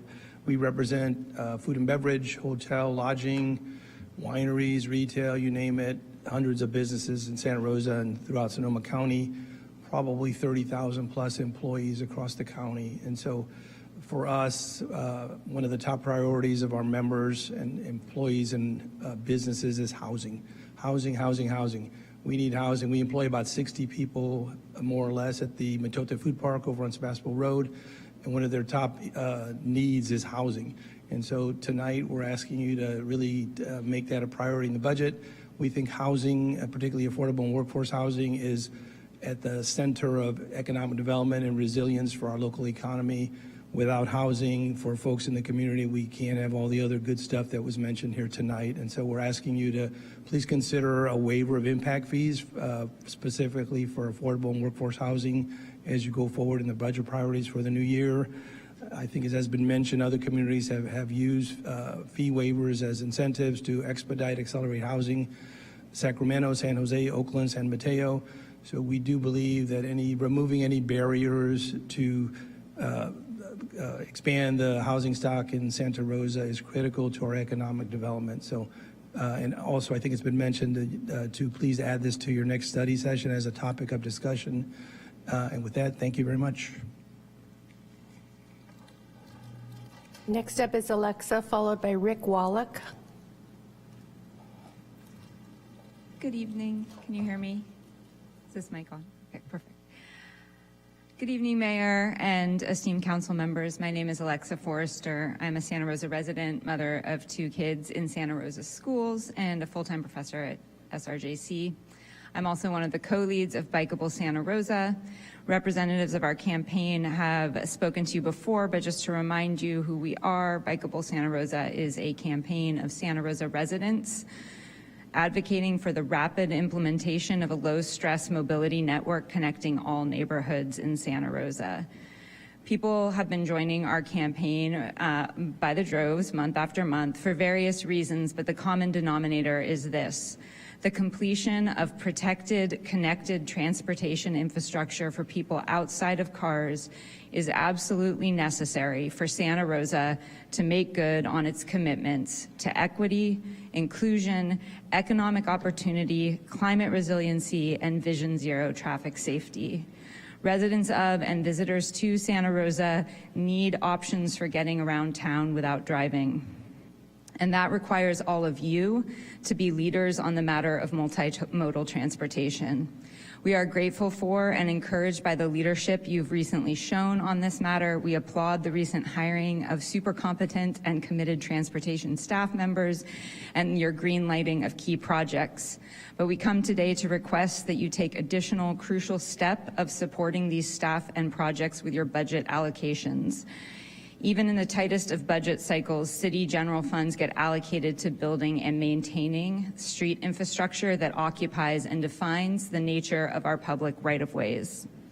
Our campaign is asking you to, in the name of all cities' key values and goals, commit to ensuring that at least 15% as an absolute floor of the general funds spent on transportation projects in the coming year and all future years be spent on the build out and maintenance of a low stress bicycle network.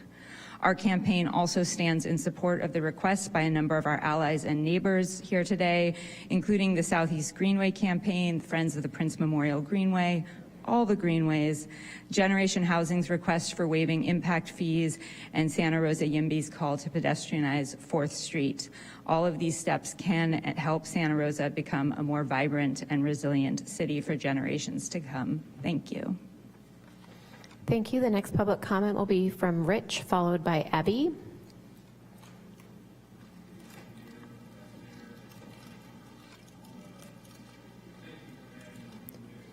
Sir, can you get a little bit closer to the microphone so we can hear you?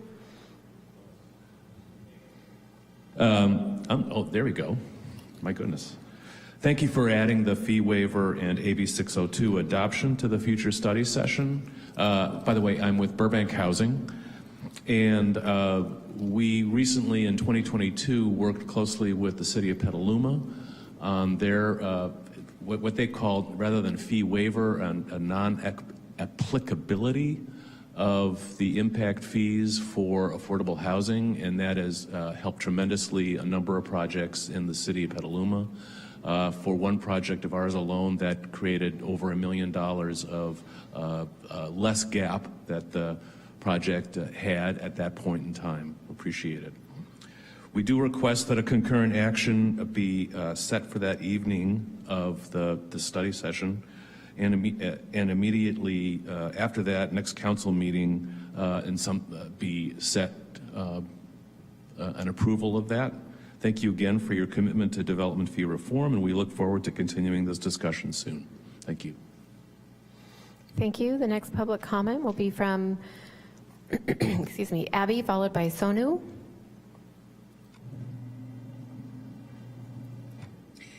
Good evening, Mayor, Vice Mayor, and members of the council. My name is Abby Arnold, and I'm a resident of the Montgomery Village neighborhood. I am here tonight to speak on behalf of housing and bicycles as priorities for you coming up. I'm really grateful to hear that you have added the waiver of the housing impact fees and implementation of AB 602 to the agenda of your upcoming study session. This is essential to what I think is a very urgent budget priority, which is making it easier and less expensive to build affordable and workforce housing in Santa Rosa. We request that you added a concurrent action item for that same evening so that you don't lose any time in implementing the possibilities of the impact waiver and AB 602. Solving the housing crisis should be a top priority for the city. We can demonstrate some of the basic laws of capitalism. An increase in supply will stabilize or lower rents for apartments and purchase prices for condos. Adding more residents near our business centers will provide more people to dine, shop, and enjoy entertainment when they can walk or bike to the businesses. Increased availability of housing will benefit our businesses by adding to their customer base and also make their employees better able to get to work. Being able to get to work without using a car, being able to bike or walk to work is a huge advantage both for employers and for employees. And that brings me to the second point I want to make. Please consider adding more protected bike lanes to connect residents to business destinations. I'm 70 years old and I would like to use my car much less, but the lack of protected bike lanes makes me scared to use what I have now, which is an adult tricycle, to do simple errands like grocery shopping. My priority would be to add protected lanes to Farmers Lane so I could go to Safeway and to the Saturday Farmers Market on my trike, but adding to the inventory of protected bike lanes will improve safety for all who bike in any neighborhood. After housing, adding bike lanes should be an urgent priority for the city. I really thank you for holding this hearing and for considering my input and that of the other folks here tonight. Thank you. Thank you. The next speaker will be Sonu, followed by Rena, then Peter.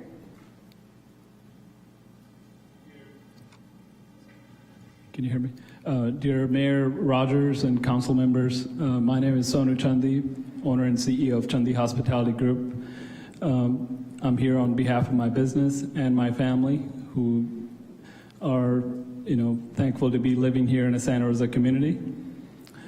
Today I want to address City Council with a crucial appeal, which the Gen Ed team has done a good job of doing the outreach to bring this issue, which is already, as a community in the city of Santa Rosa, has done a good job, that we have a lot of developments happening in our community, whether it's in the core area of, few starting in downtown area, and then outskirts of city as well.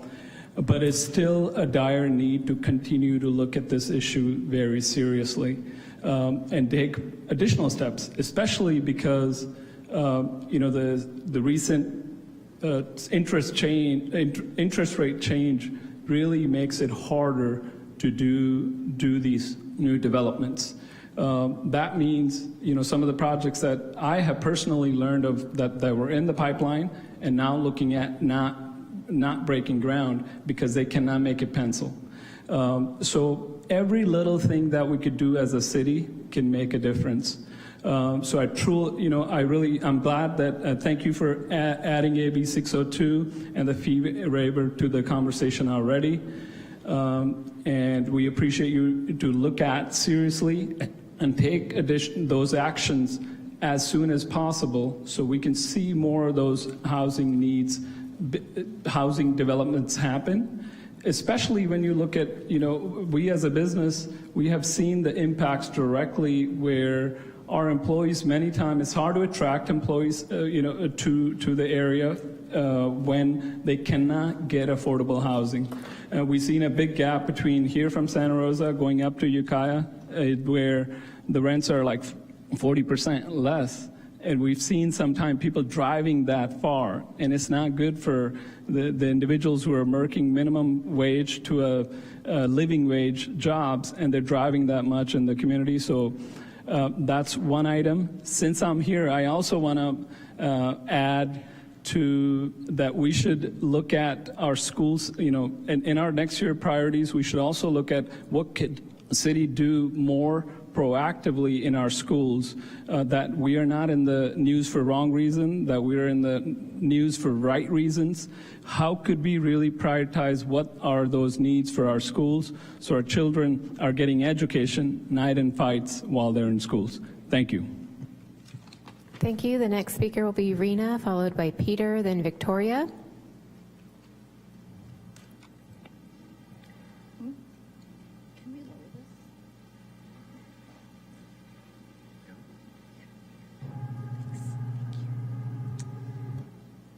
Good evening, council members. My name is Rena Wang, and I'm a Santa Rosa native and Santa Rosa resident. I was born and raised in Santa Rosa, and I went to Montgomery High School. When I was in high school, I had the great fortune of being part of an amazing program called Santa Rosa Teen Council, founded in 1993.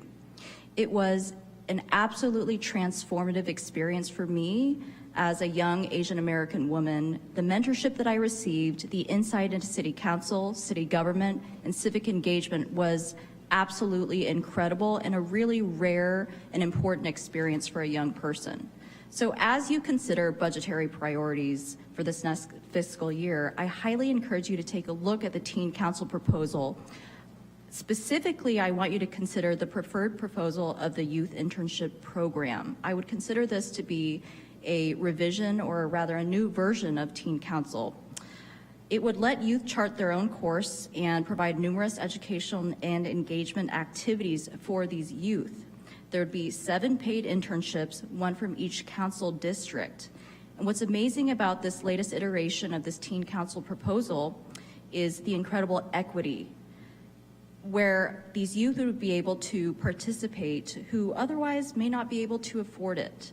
And this would be an amazing experience for them as young people, perhaps to get them more interested in civic engagement, and also to think about their careers as they enter college and beyond.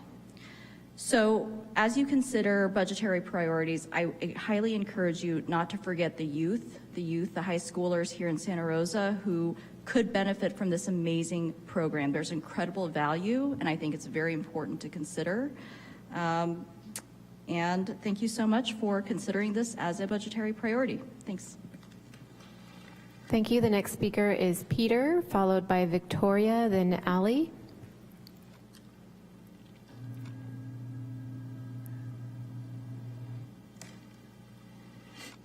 Good evening, Council. Thank you for the opportunity. My name is Peter Rumble. I have the pleasure of serving as the CEO of the Santa Rosa Metro Chamber of Commerce.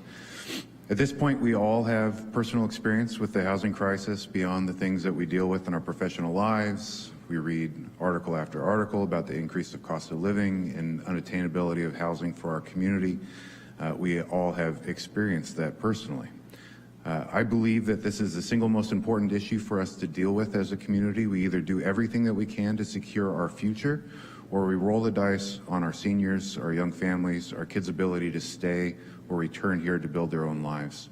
And it's because of that that I commend the City of Santa Rosa for adding the fee waiver and AB 1602 adoption to the future study session.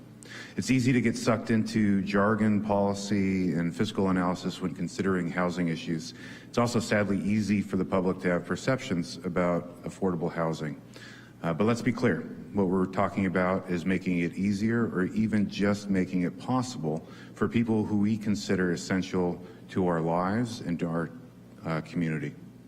Average salaries for social workers, teachers, first responders, construction workers, restaurant workers, retail workers, just to name a few, would qualify for the housing we're talking about supporting today. In other words, to borrow from the economist Ed Glazer, we must free ourselves from the tendency to see cities as their buildings and remember that the real city is made of flesh, not concrete. Investing in housing is an investment in city-centered economic development and the quality of life for Santa Rosa families, and in Santa Rosa's overall sustainability and resilience. And I'm proud to say that the Chamber is doing everything that it can to partner on this effort.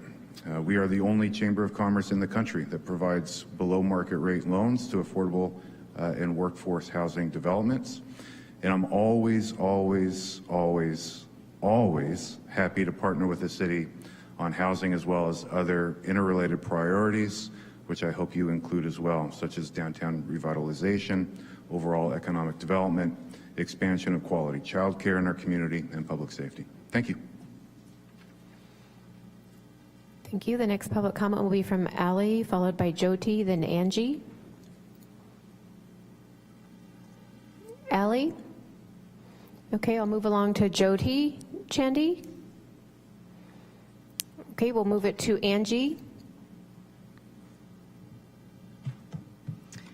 Good evening, Mayor and Council members. My name is Angie Dillon Shore. I'm the Executive Director of First 5 Sonoma County. I'm also a member of the Board of Directors of Los Cien, Sonoma County.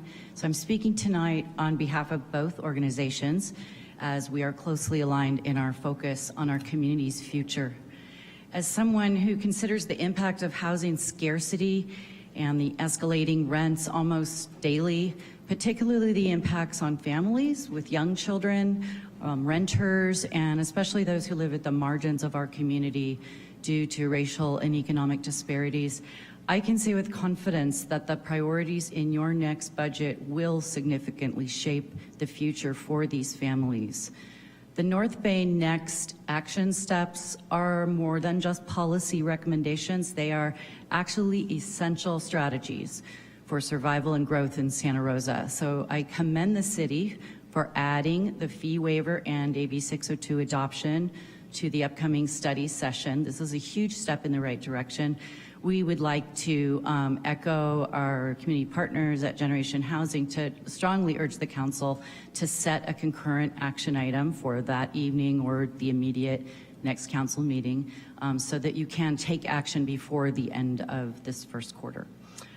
I do want to take this opportunity to appreciate the council for not only recognizing the importance of early childhood development, but creating local policy that is informed by that understanding. So I don't need to remind you that disruptions in housing, frequent moves, housing insecurity, and homelessness are profound barriers to optimal early brain development and school readiness and learning. The research bears this out very clearly. So not only do we have a housing crisis, but we continue to see in First Five's annual assessment that nearly a quarter of our community's 5-year-olds who, due to disruption in development, lack the necessary readiness to succeed when they start kindergarten. This has massive implications for their future and our community's future. So thank you for your commitment to development fee reform, for elevating Santa Rosa's housing crisis as a budget priority. Investing in housing is an investment in Santa Rosa's economic vitality, in the quality of life for our families, and in the city's overall sustainability and resilience. Thank you so much for your time. Thank you. The next public comment will be from Ali, followed by Jyoti, then Thomas. Okay, I will no longer call Ali. Jyoti? Thomas?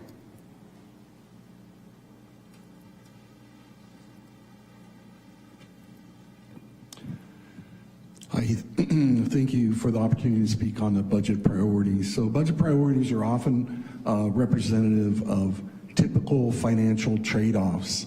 So the example would be park impact fees are really capital improvement in lieu fees, in lieu of actually producing the park within the development. So that fee is sitting there, but are frequently diverted to maintenance or for deferred larger parks. So that's sitting there, and the reason is clear. For instance, at Sinead, a $15 million purchase for 1,000 units means a $15,000 per lot raw cost, whereas the profit of those is closer to the $250,000 to $350,000 single lot price in the area of Fountain Grove. So if they charge you for a water system access of a single lot, and they charge the city $15,000 because that's the raw lot cost, and you think, oh, the raw lot cost is $15,000, and so it doesn't have a whole lot of meaning. But for the developer, it's a $250,000 profit that they forego for that lot. And the same thing would be true of a park, a small park, right? So they're not going to give you that park. They're going to give you the in lieu fee. And then it's going to go to maintenance, and so you don't get any other parks except a large park maybe, because there's a clamor for parks. But that's the way budgets go, right? So rather than just a trade-off, I don't want to talk to you about a trade-off. I want to talk to you about you're building 4 lanes for Hearn Avenue and you're getting 2. You can do everything I said within the budget that you have, and there's no additional right-of-way that's required. It's not a typical trade-off. It is a part of the budget priorities, though, because if you don't do it, you're going to have to solve all the problems that you're going to have with regard to annexation of those areas and the development that Dwayne said. There's going to be 40,000 people, and that doesn't even include the other areas that are already annexed once they develop, such as the so right now there's a solution which is sitting there. We have the agreement the consent agreement on California tiger salamanders that requires mitigation banking, but there's no banking available. It's very expensive. But there's a new solution that's being offered to do tiger salamander banking that's going to change that pricing. It's going to make that airport area able to be developed. When it's developed, now you're going to have a huge traffic problem. So then you're going to have, oh, we don't have any money. So rather than do that, it's better to solve it with the money you have. Thank you. The next speaker will be Jenny, followed by Jyoti.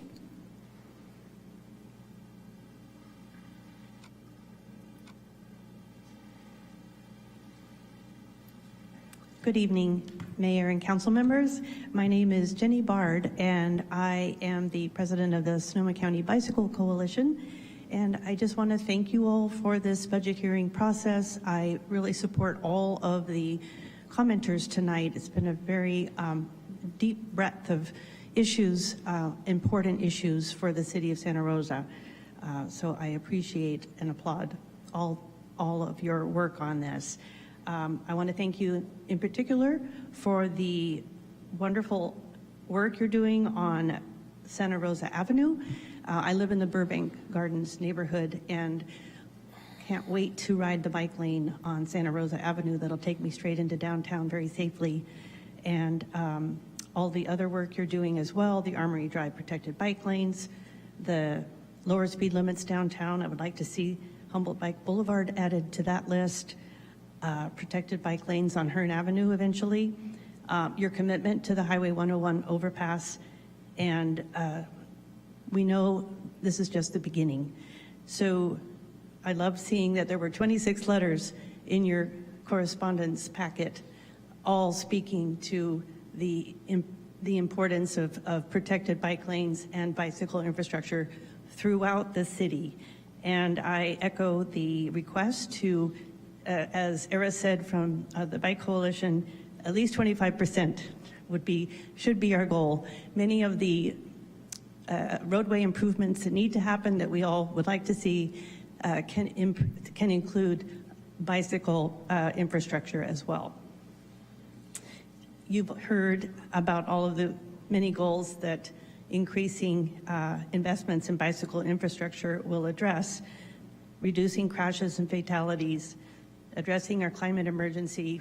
One thing that hasn't been mentioned is really helping many more of our children be able to ride a bike safely, not only in their neighborhoods, but to school, making our city more sustainable and equitable for all those who can't drive, such as children, or may not be able to.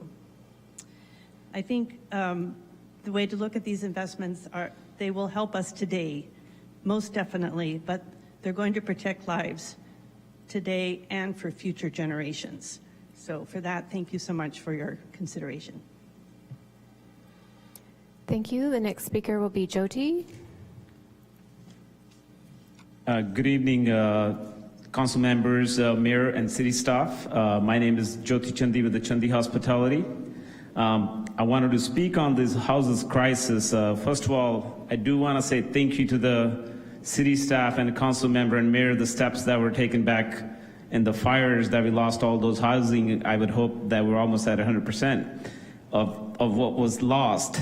But I know there's been a proposal of getting the impact fee waived. I think I understand city does not control everything, but I think impact fee is one of those that city does control. If it could be waived, it does make or break some of the project either are in a pipeline or either will get in the pipeline. So I hope on the February 13th study session, it's looked at it closely, see if that something can be waived, and it brings more developer into our city to do those affordable and workforce housing. Sonu said it well, we're losing all those workforce from our community that are going to different cities because they can't afford to live here. So I hope this is looked at it closely so it is something that can be approved. That now as a Chandi Hospitality, we're looking at as some workforce housing, and I do see those developers shoe because they can pencil these projects. So yeah, thank you. And other thing I wanted to mention since I'm here, I'm on a board of directors on a Wednesday night market that has been happening for 35 years, which is on a blink of eye. That might not happen this coming year. That would be at 36 years. That we will be separately sending an email to the council and a mayor, seeing if certain of those budgets could be looked over for the Wednesday night market to keep happening for those next 35 years. I have spoken to some of the local downtown business owners. One, it brings all our community together in an old square house. Plus, it does benefit the local owners, businesses that are in downtown. So thank you. Thank you. There are no additional names or people that have signed up for public comment on the public hearing for the budget priorities. If there is anyone else in council chamber wishing to provide comment, please make your way to the podium. Mayor, back to you. Thank you.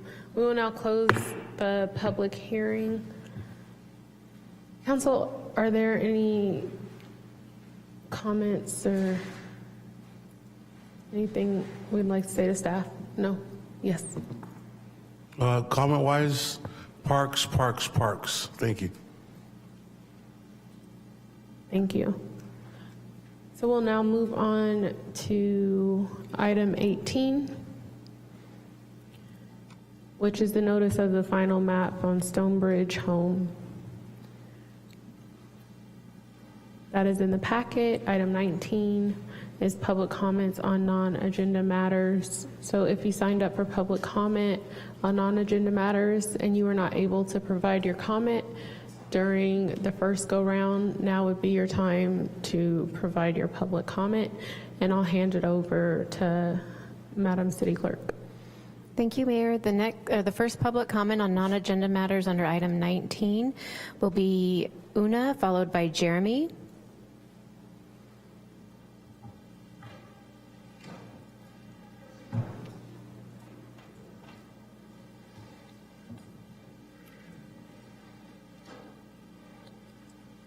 Una, are you in the room? Oh, thank you.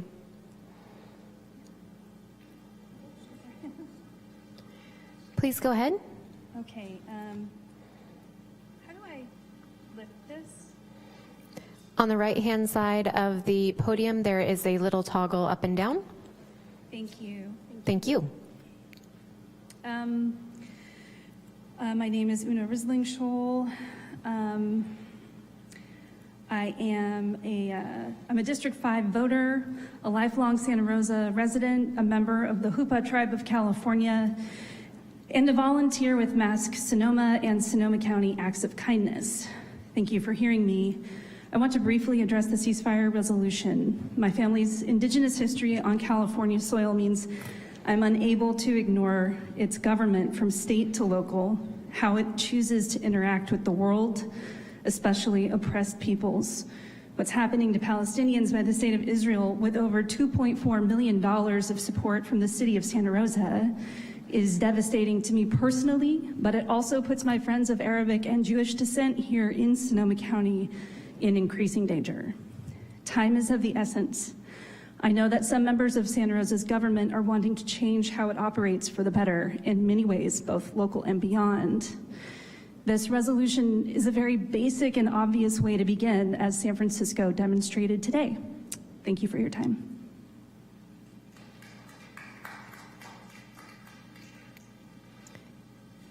Thank you. Please go ahead.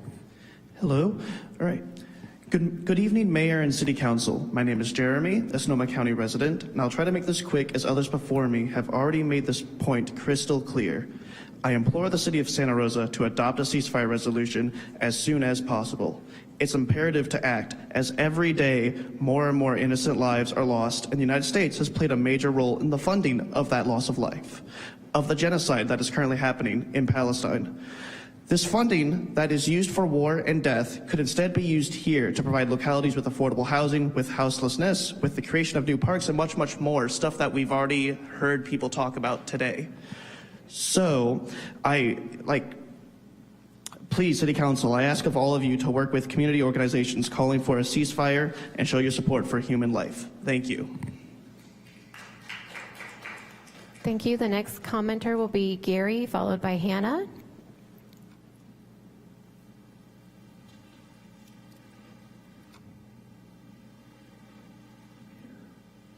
Council members, thank you for being here. Can you hear me now? Yes, thank you. Yes. For a lot of years, I've been sad and affected by the plight of the Palestinian people. And what's going on now is almost unbelievable. And we need to be a voice for them. I don't see it as a Jewish issue, but the people with power abusing those without power, and it needs to change. I have two daughters myself, one deceased and one surviving. I live in Santa Rosa, I personally cannot again support any council member who goes along with the genocide of the Palestinian people. I want to say, with our own history of genocide of the people of these lands where we are, I'm appalled that we are enabling Israel to commit the same shameful act. I, for one, do not want any of my tax dollars going into this blood pot. Certainly those of us with children and others cannot continue to turn a blind eye.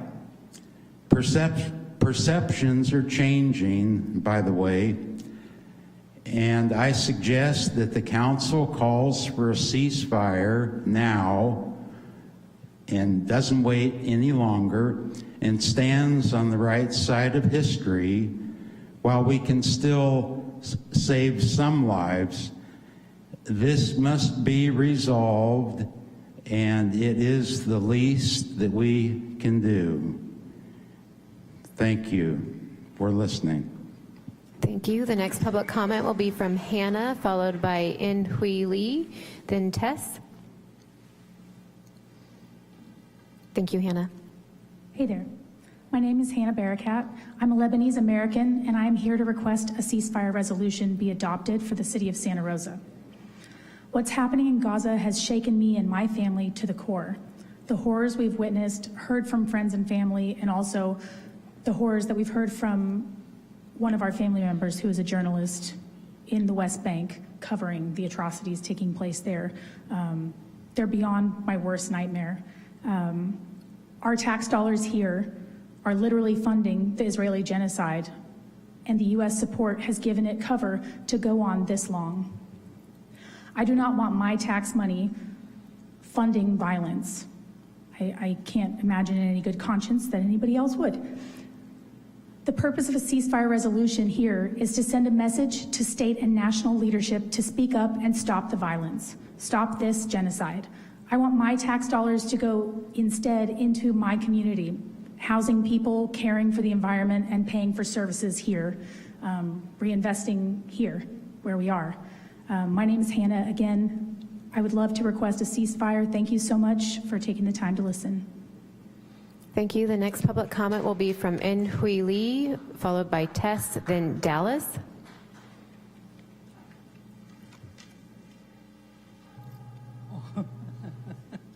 Oh, hi, greetings, Mayor and council members. This is my second time I see you in person.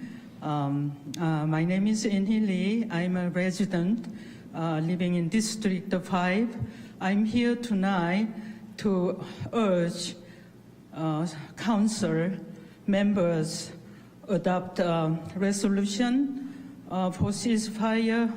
There is a great, terrible, terrible humanitarian crisis is going in Palestine. And the ceasefire is only the first step towards helping humanitarian crisis. And I was born in the middle of the Korean War, and I can really relate to what people in Palestine are going through right now. My mother had 5 children, and all died except me and my sister. 3 died in infancy because of no food, no medical aid. And this is after a ceasefire. So ceasefire is the beginning, but long suffering, more suffering follows. I'm 72, and the South and Korea, we are still at the war. So also I can relate as a grandmother, I get up in my comfortable bed in Santa Rosa, California, in the United States. But my bones are aching, and it takes forever to get me up. And I need shots on my back, and I need help with my, tendonitis and, all that kind of stuff as a grandmother. So I'm thinking about grandmothers, in Palestine. How do they even get up? They don't even sleep in the bed. They sleep on hard somewhere in the tent, in the rain. And how, there's no medicine, no food, and I don't know how, all of us, I don't ask you to be a socialist or, Buddhist Mongol nuns to have compassion. We can all relate to it as a grandmother, as a grandfather, second cousins, mothers. So coming from your heart, please help pass a resolution, ceasefire. But this is not about all ceasefire. It's about the ending humanitarian crisis in Palestine. And I trust you because I live in my city, Santa Rosa, and as an Asian woman, I never experienced any any hatred, crime, on anything. So I believe you all, and I thank you very much for keeping me safe. Thank you. Thank you. The next speaker will be Tess, followed by Dallas, then Jacqueline. Hi, my name is Tess, and it's a pleasure to be in front of the Santa Rosa City Council tonight, Mayor Rogers, and my own representative, Ms. Fleming. It's great to be in front of you again. Additionally, it's great to be with a large group of community members who care very deeply for what is happening in Palestine today and for the past 75 years. Today we've come here to ask you, the city of Santa Rosa, to speak on behalf of the city of Santa Rosa and join other cities like San Francisco just this evening, Davis a while ago, Detroit, there are other cities we could name, who have signed ceasefire resolutions to say that their city does not stand for genocidal violence like it is being currently committed. Additionally, last time I spoke in front of you all, I reminded you of California's history of genocide. California committed genocide against the indigenous peoples, just as Israel is committing genocide against the indigenous peoples. Same story, different decade. I would like to speak additionally to the idea that this is a foreign issue and not one that should be managed on the local level. I, like many here in this room, I'm beside myself with grief and pain as day after day, hour after hour, there is just a barrage of photo and video evidence of a genocide happening right here, right now, in real time on our planet. I've seen too many dead babies for one lifetime. I've seen too many dead children, too many dead women, dead men, dead people, and I don't want to see it anymore. But I can't look away because looking away doesn't stop it from happening. I've seen bodies dismembered, mangled, riddled with bullets, and burnt beyond recognition. And when I see them, I wonder, with each dead body, each dead person, I wonder if my taxes paid for that bullet in that person's chest, or if my taxes paid for that bomb that eviscerated a bakery, or the missile that took out an entire bloodline of a whole family. I wonder where my tax dollars are in this genocide. I know that they are there.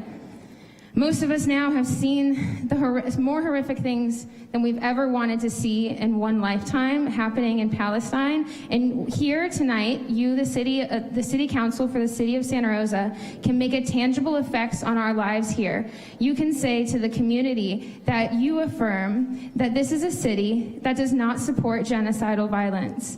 We are not asking you to move mountains or create world peace tonight, but we are asking you to affirm, along with countless members of this community that you represent, that genocidal violence is not a value that the city of Santa Rosa upholds. Thank you. Thank you. The next public comment will be from Dallas, followed by Jacqueline, then Summer.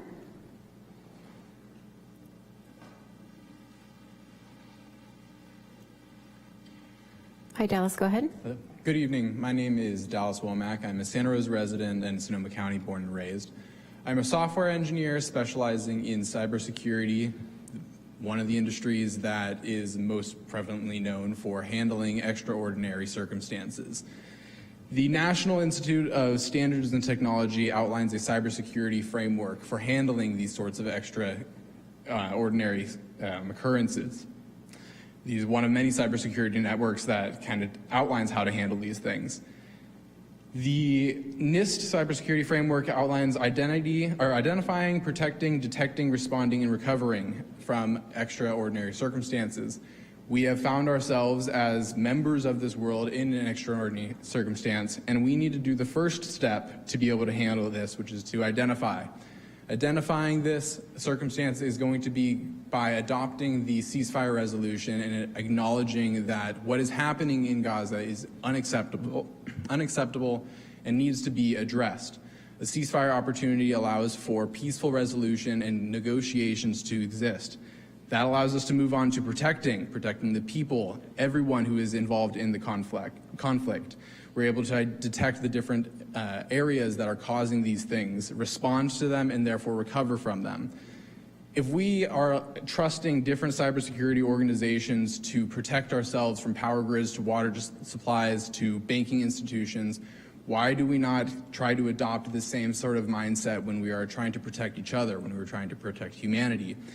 It seems like a reasonable thing to me. I think that taking the step forward allows Santa Rosa to be a part of the solution, be a part of peace talks, be a part of moving forward and creating a future that is safe for everyone.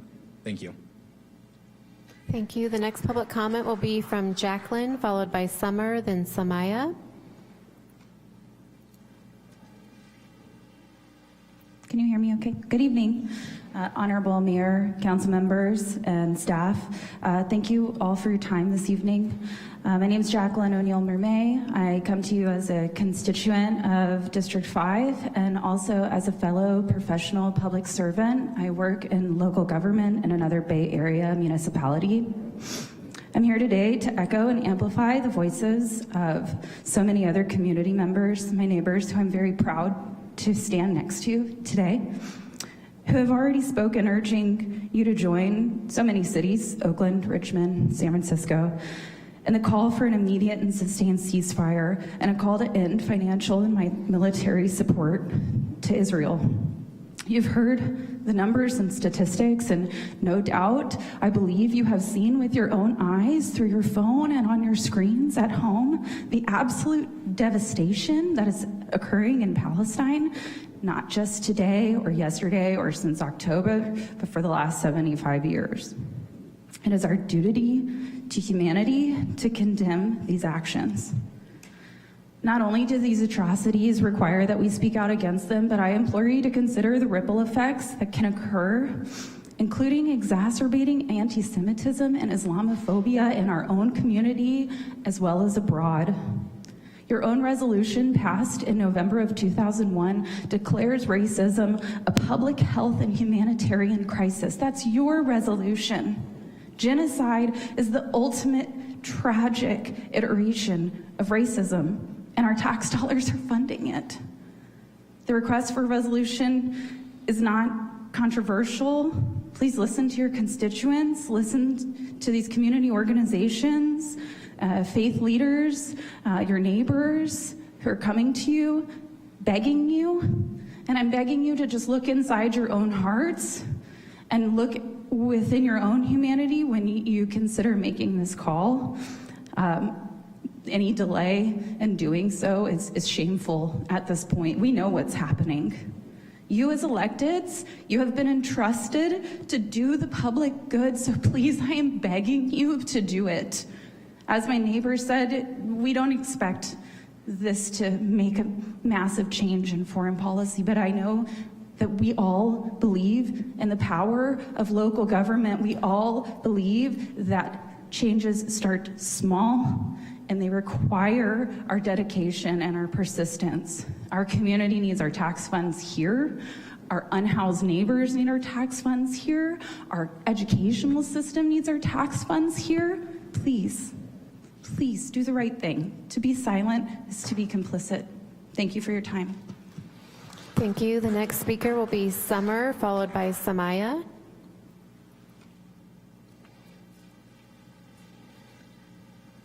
Good evening. Thank you so much for your time. My name is Summer Abdulkhalik. I am speaking in support of a ceasefire resolution to be adopted. As a young person and also as someone of Palestinian descent, I've struggled with adequate housing, student loan debt, inflation, climate crises here in Sonoma County, and these issues are connected. I believe that our tax dollars need to focus on issues here that are more important.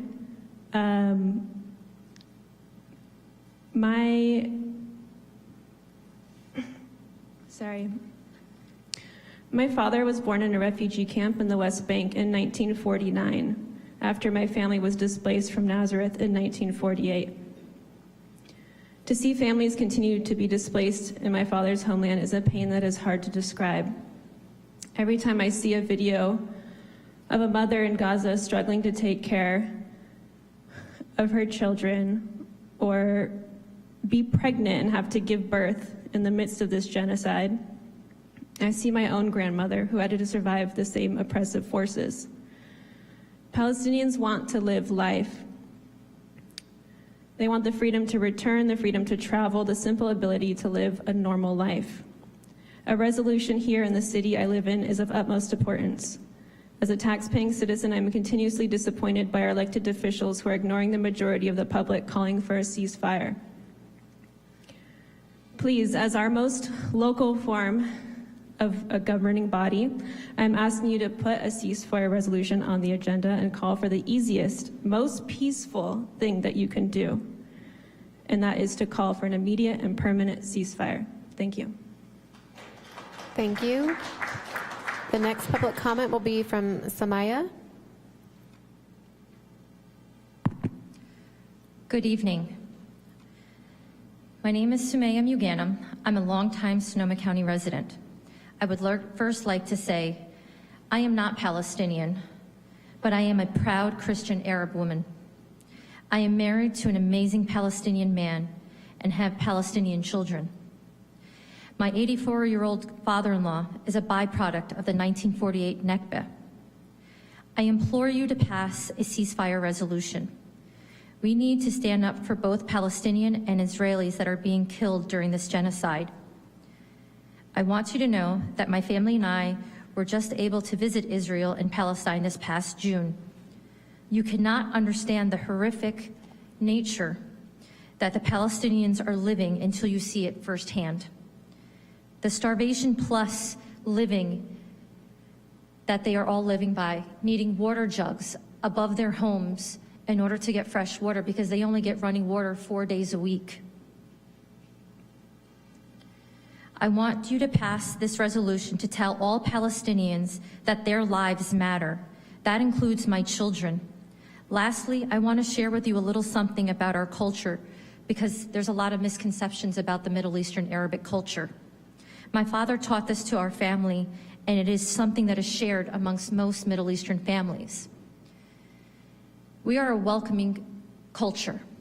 Our worst enemies could knock on our front door, and what we're going to do is open that door and welcome you in to have a cup of coffee and to break bread with us. This is the type of culture we are.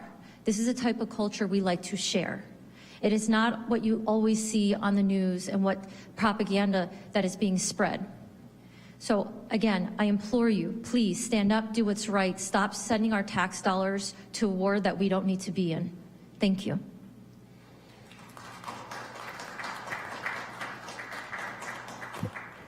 Thank you. Mayor, I see no one else approaching the podium for public comment on non-agenda matters, and that was the last speaker who had signed up. Thank you. Seeing no additional items on the agenda for tonight, we will now adjourn the meeting.